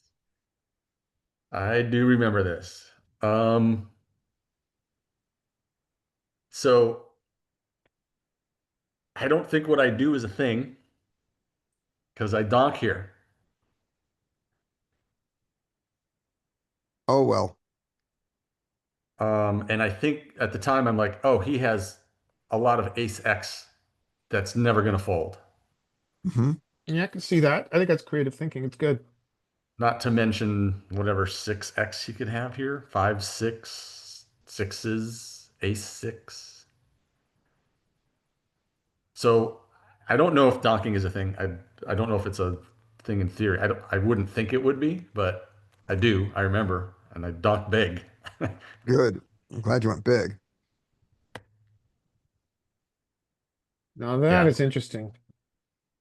Um, I don't. Yeah. I mean, so I think we repop to a size that all his draws call. Is this Does he like have a enough does he have enough made hands that he'll just call anyway? yeah, I want to keep in his straight draws and his flush draws, but you assume this is a made hand. This is very rarely a bluff.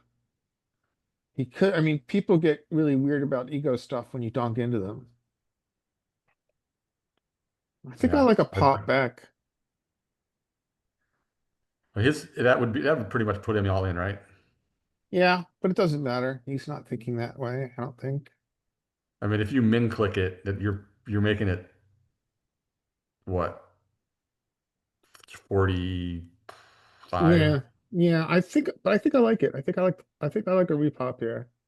Yeah, it just wound up being kind of a cooler. Okay. Yeah. But I was worried about ace X thinking too hard about folding. Yeah. I mean, I think maybe your play is fine because this is largely a made hand and I'm a little too focused on semi bluffs, where mostly this is just a made hand.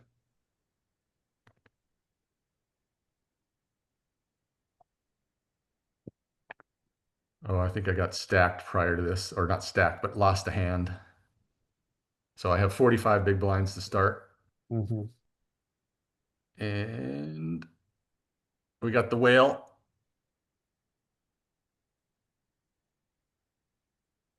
Yep, last hand the prior. Okay. And multi-way. Yahtzee. And we get a donk into us even. Okay, this we got the whale over here.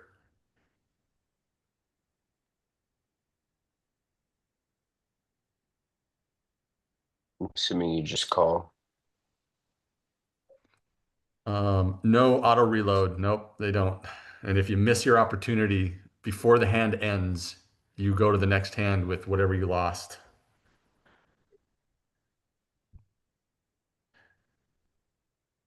So what's your SPR now? Your SPR is 13. Yes, SPR is like what, around 7. I don't think you have any reason to raise here, especially No, with the SPRs deck. for me, the SPR is like 3. Oh, that. Sorry. Yeah. I don't. Then I think that's more reason to slow play. I think the SPR is what drives you to fast play. I think If at I this did, lower SPR, you can slow play more. if I did have higher, like a full stack when I started, um, with this guy here, do I want to raise? I don't think you want to with the spades. I think the back door gets you to call.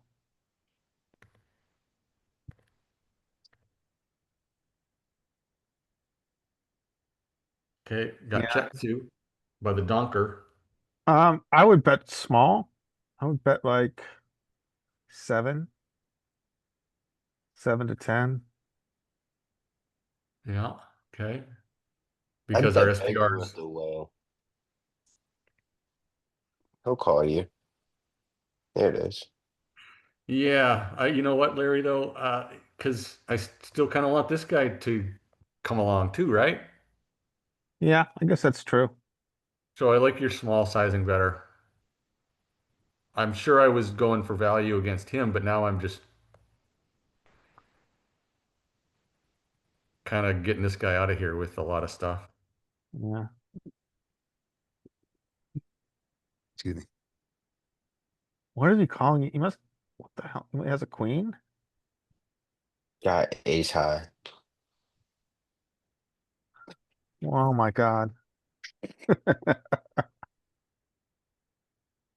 Big blind donked with 7s.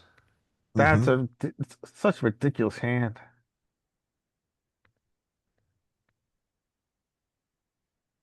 I bet if I go small, he thinks about continuing. Nah, maybe not. He might whenever he donks. A lot of time they'll donk and then they'll call small bets.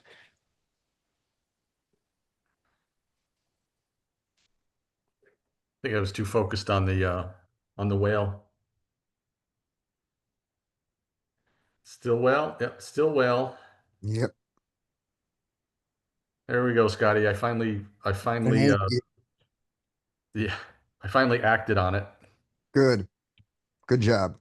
Oh, Ooh. Uh-oh. Yep. shoot. Shoot. Still calling though.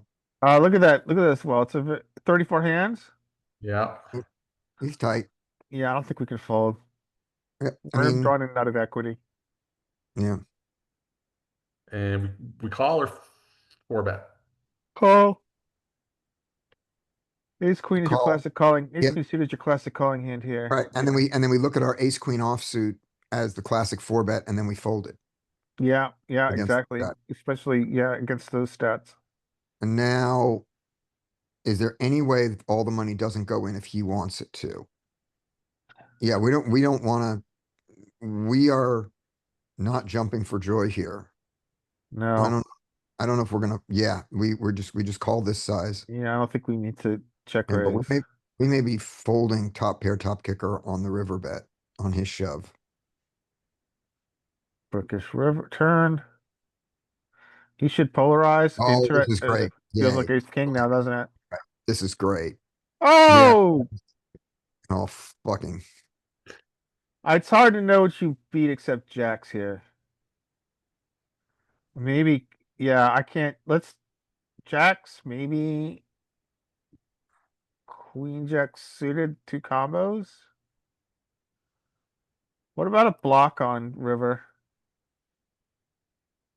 But I was thinking the block too, but when you think about it, you go, what does the block accomplish? So if you bet 13, so he doesn't bet more, so you get to lose 13 against his ace king because of the flush came in and he doesn't raise you. Yeah. What are you gonna do? If you checked and he bet more and he bets 30, aren't we supposed to fold there anyway? Given our read of him? I think, yeah, we probably fold to 30, but it's hard for him to raise unless he's Right. got a diamond blocker. Right, but here's the thing, this is what I mean. So I was with you for a second. I said, hey, that diamond allows us to block against his ace queen. And I thought against his ace king, go, why are we blocking against his ace king? What does that do? Because if he bets 30 and we fold the losing hand, then we don't lose 13. If we bet 13 and he calls and we lose 13. Yeah, true. And if he And he doesn't bets, have any bluffs here. yeah. So let's say that we check and if you're gonna fold to his bet, why are we trying to keep his bet small that we, Because we- it makes our life easier and it takes away a hard decision, but that's not when we play poker. That's not exactly. the reason we play poker, Okay, to so, try to avoid hard yeah, decisions. yeah. So we check and he checks behind and maybe he's passive enough to, They're the great, jacks. great, wonderful. Nice, Yay. Larry. How clever would it be for him to turn his jack into a bluff here? He's not the kind of guy who does it. Yeah, but that would be just crazy. Yeah, But you could see where it would, you could see where it would work. But mhm, obviously we can see the hands up, but when it goes yeah. check, check, turn. Yeah, no, yeah, good point, Dean. Maybe we do it with the diamond blocker. Mm-hmm. But when it goes check, check, turn, and then you check again, maybe this becomes a bluff. That seems no, you got so much ace king in your in your range. You've got ace king diamond, ace king, king diamond. That's Who us? We don't have, the yeah. out of Yeah, he does. okay, yeah, good point. Yeah. We should be jamming that. So maybe we do it. Maybe we do turn into a bluff. The jack's there. Mm. Seems a little bit gangster, but Yeah. maybe I'm just being results oriented. Oh yeah, 3-bet, get it in. Yeah, what size should we make it? I would make it 8, 7 or 8. Yeah, Yeah, that's fine. sure.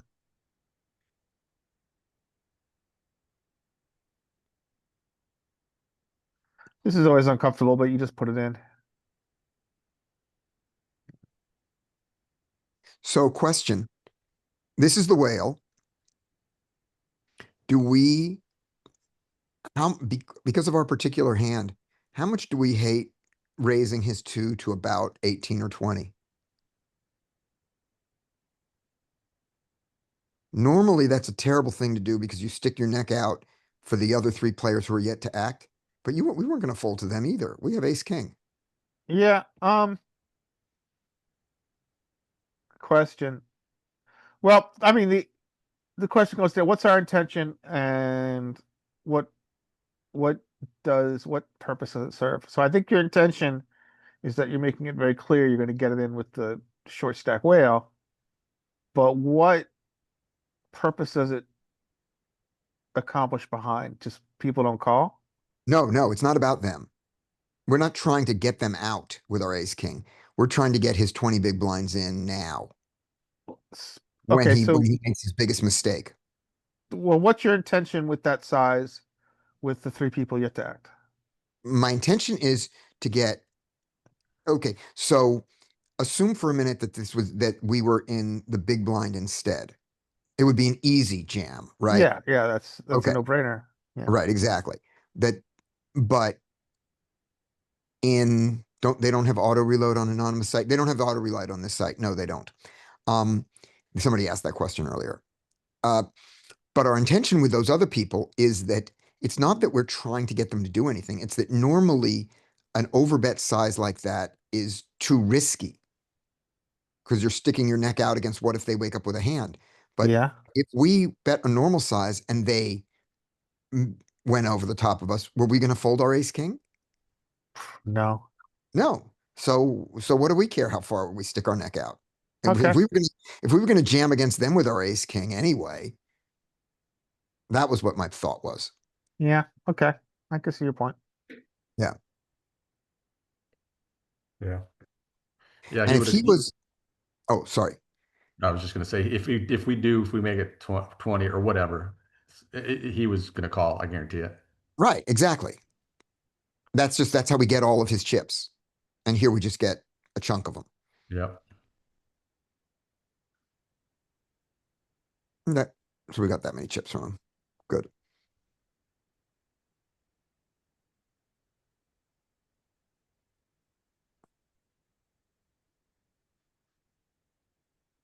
Same Don't guy? know. Don't know yet. No, maybe not. We Maybe not. definitely don't know. I don't know if this is him now, but here Right, we are and with King 10 off versus a low jack limp. This is always a tough spot. we don't fold. Go ahead, sorry. Oh, saying we don't fold. We are raising and calling. I take the pussy way out here and I complete. It's okay. We do have Shorty in the big. ISO. Yeah. It's a little nitty. Queen Jack off and King 10 off are two hands which in this situation are very difficult for me to know how to play. Mhm. I would ISO them on the button, but I don't like ISOing them in small blind. Well, let me remind you that in the old days of Jonathan Little's chart, we did the King 10 and the Queen 10 and the Jack 10. We just completed with them. We bluffed the King Jack and the Queen Jack, and then we bet for value with the Ace Jack and the King Queen. This is on the offsuit branch. Got it. You know, that we just said, okay, great. Let's take a flop with a King 10, Queen 10, Jack 10. Thank you for the cheap price, sir. Yeah. What did you do in it? Well, I was drawing your attention to a short stack here. If that influences what we should do, I feel like Does. this should be make us want to do it more or less in ISO. Let's see. He is incentivized if he has a decent hand to jam. Yep. We do not want to call with King 10. We will have to throw it away. If we Mhm. limp and he takes that opportunity to overplay anything with his 27 big blinds, we just fold. Mhm. Our ISO needs to be 5.5 here. And it should be, and against the whale, it should be 7 because he will call. We don't know that yet. Okay. So we're gonna go at least 5.5. And he jams on that. Do we have the pot odds to have to call off? No, we don't. We can fold there. So Yeah, I'd fold. okay, great.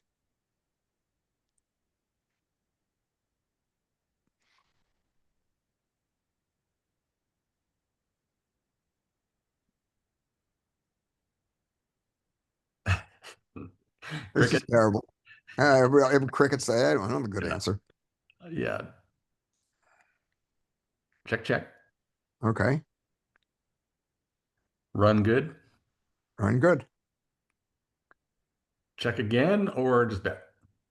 Bet because people who don't stab at this hand that misses you entirely don't stab then on the next one. You know what I mean? Yeah. The guy who's going to use this as a bluffing card already bluffed. And if we bet, we should bet small. Sure. Let's try to keep everything in and then bet big, and then bet big on the river. Check, Yep. check. Yeah. Oh. Son of a bitch. Now we can't bet, right? You could block. I like a But- block. Block. You could block for 3, but I would just check and lose. Yep. Well, at least you know if that was the whale, he was going to call you either way on the turn, so you lost the minimum. Yeah, true. Do the same No, thing. what did he have on the turn? Did he have a straight draw? gutter. also? He had a gutter? Oh, Okay. I'm gonna try calling you.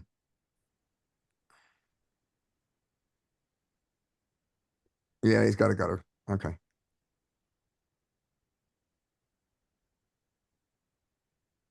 Limp from, okay, we're 9 hands in and we see these.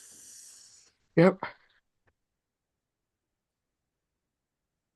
You should already, you shouldn't know what his whalish tendencies are, but he should already be tagged. Yeah. 9 hands in with, having limped twice and getting to show down his ace 4. It should tell you a lot about him. Okay.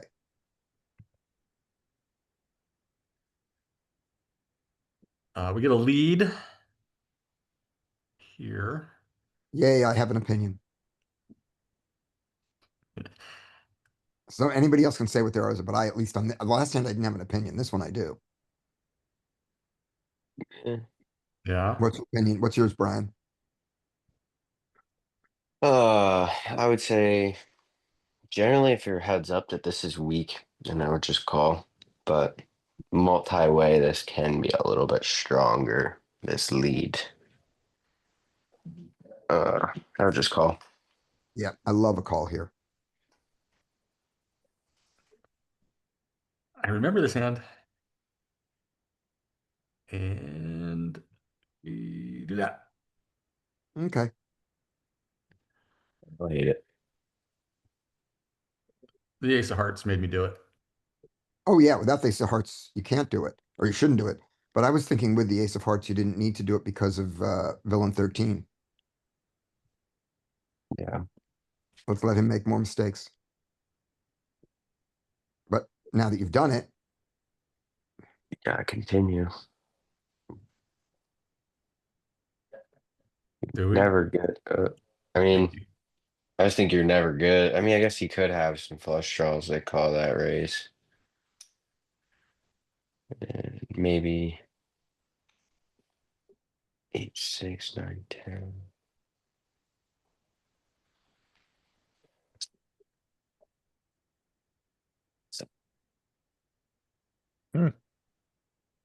I think we fold. as played, fold. Nice bet, sir. Jam, Mike, jam. uh, Oh, Is there an argument for continuing the bluff, the semi bluff on turn Absolutely. with Absolutely. the thought that we're going to check back river? yes. I might be results oriented, but look, so let's go through the sizing. So he uses what here? He uses on river. What on flop? What size did you use? he used a little bit. He's a So you small. raise, okay, and then we go heads up to turn. On turn, I like around 8. And with the intention, or maybe even more polar, like 10. I think more polar. With about the even with the all the intentions on the world, which when we don't improve of checking back river. So the jack doesn't help his hand in general. No.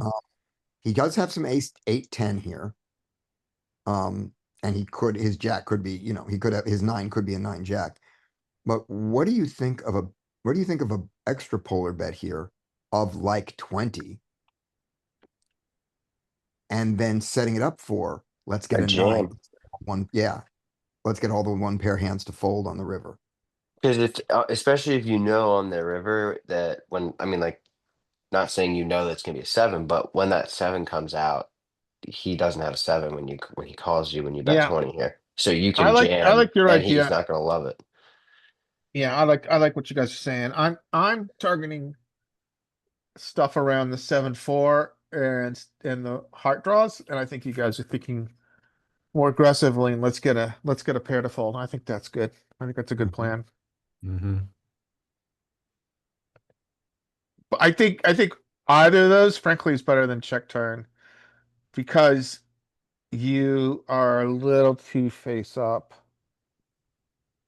When we check. Yeah. What It's way value, yeah, too what easy. value, Value, what value overbet. what value raised the flop? Well, okay, like ace nine, 9, 10, Nines. 8, 9. All those hands could bet raise flop, but then check the turn. The nines would Oh, I never see your check the point. turn. Yeah. Yeah. The check the turn, all of a sudden your check, your raise on the flop.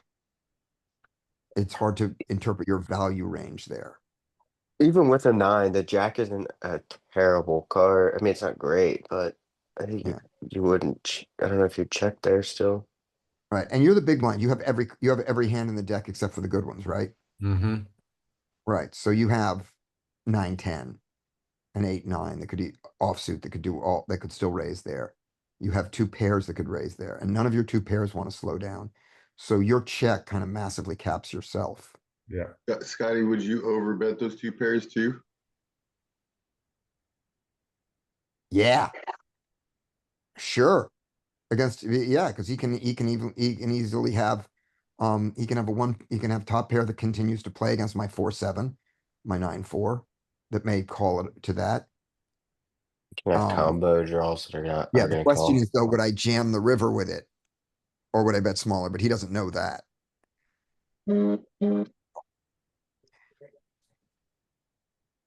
Uh, as as the actual hands go, it's really hard for you to win this pot because the card that you were willing to bluff on the turn was another heart. Right? Oh yeah. Yep. Yep. And that was massively not going to work. And I'm saying, given the fact that he's willing to play this way, it's really hard for your line to work out unless the river is a 4 or an ace. I You like know to what I mean? raise the raise on the flop better if you're out of position. I think from in position with bottom pair, backdoor, nut flush draw, you have a pretty solid hand. Yeah. Good I point. wouldn't mind just continuing, especially when we bet small now on the turn, see what he does there. Let's see. I don't hate the raise either. I just like it better out of position. Yeah, what cards do we not want to continue the bluff on? We don't want to continue the bluff on a 7. On Not a not a nine. And a 9, yeah, 9 is and 9 is weird because it helps your value range, but it fucks you on his calls. But yeah, I think a 7 and a 9 are what's bad. And then we decided that a heart was good, even though it's bad, in this particular situation. Yep. Eight's not ideal. Yeah. For our bluffs, so eight's not bad though. That's true. Jack 10, maybe. It's not great. Okay. That's the end of the marked hands. All right.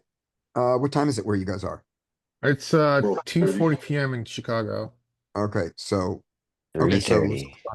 so this seems like a good time to stop then. Right? Yeah. We've done So okay. are you going to be able to join us for the second half tomorrow? Probably. Okay, cool. What do you guys want to do tomorrow?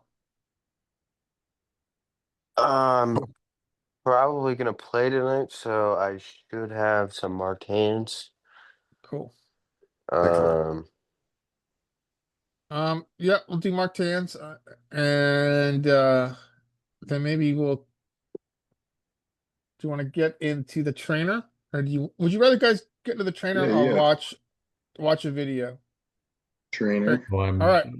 full trainer there. All right, we'll go in the trainer tomorrow. Okay. And then I have a video to recommend to you guys just for its pure entertainment value. Wait, real quick, Scotty, did you watch the person versus Helmuth video? Person versus Helmuth. No. Heads Oh, wait a up. minute. Pearson. No, is that the one you posted?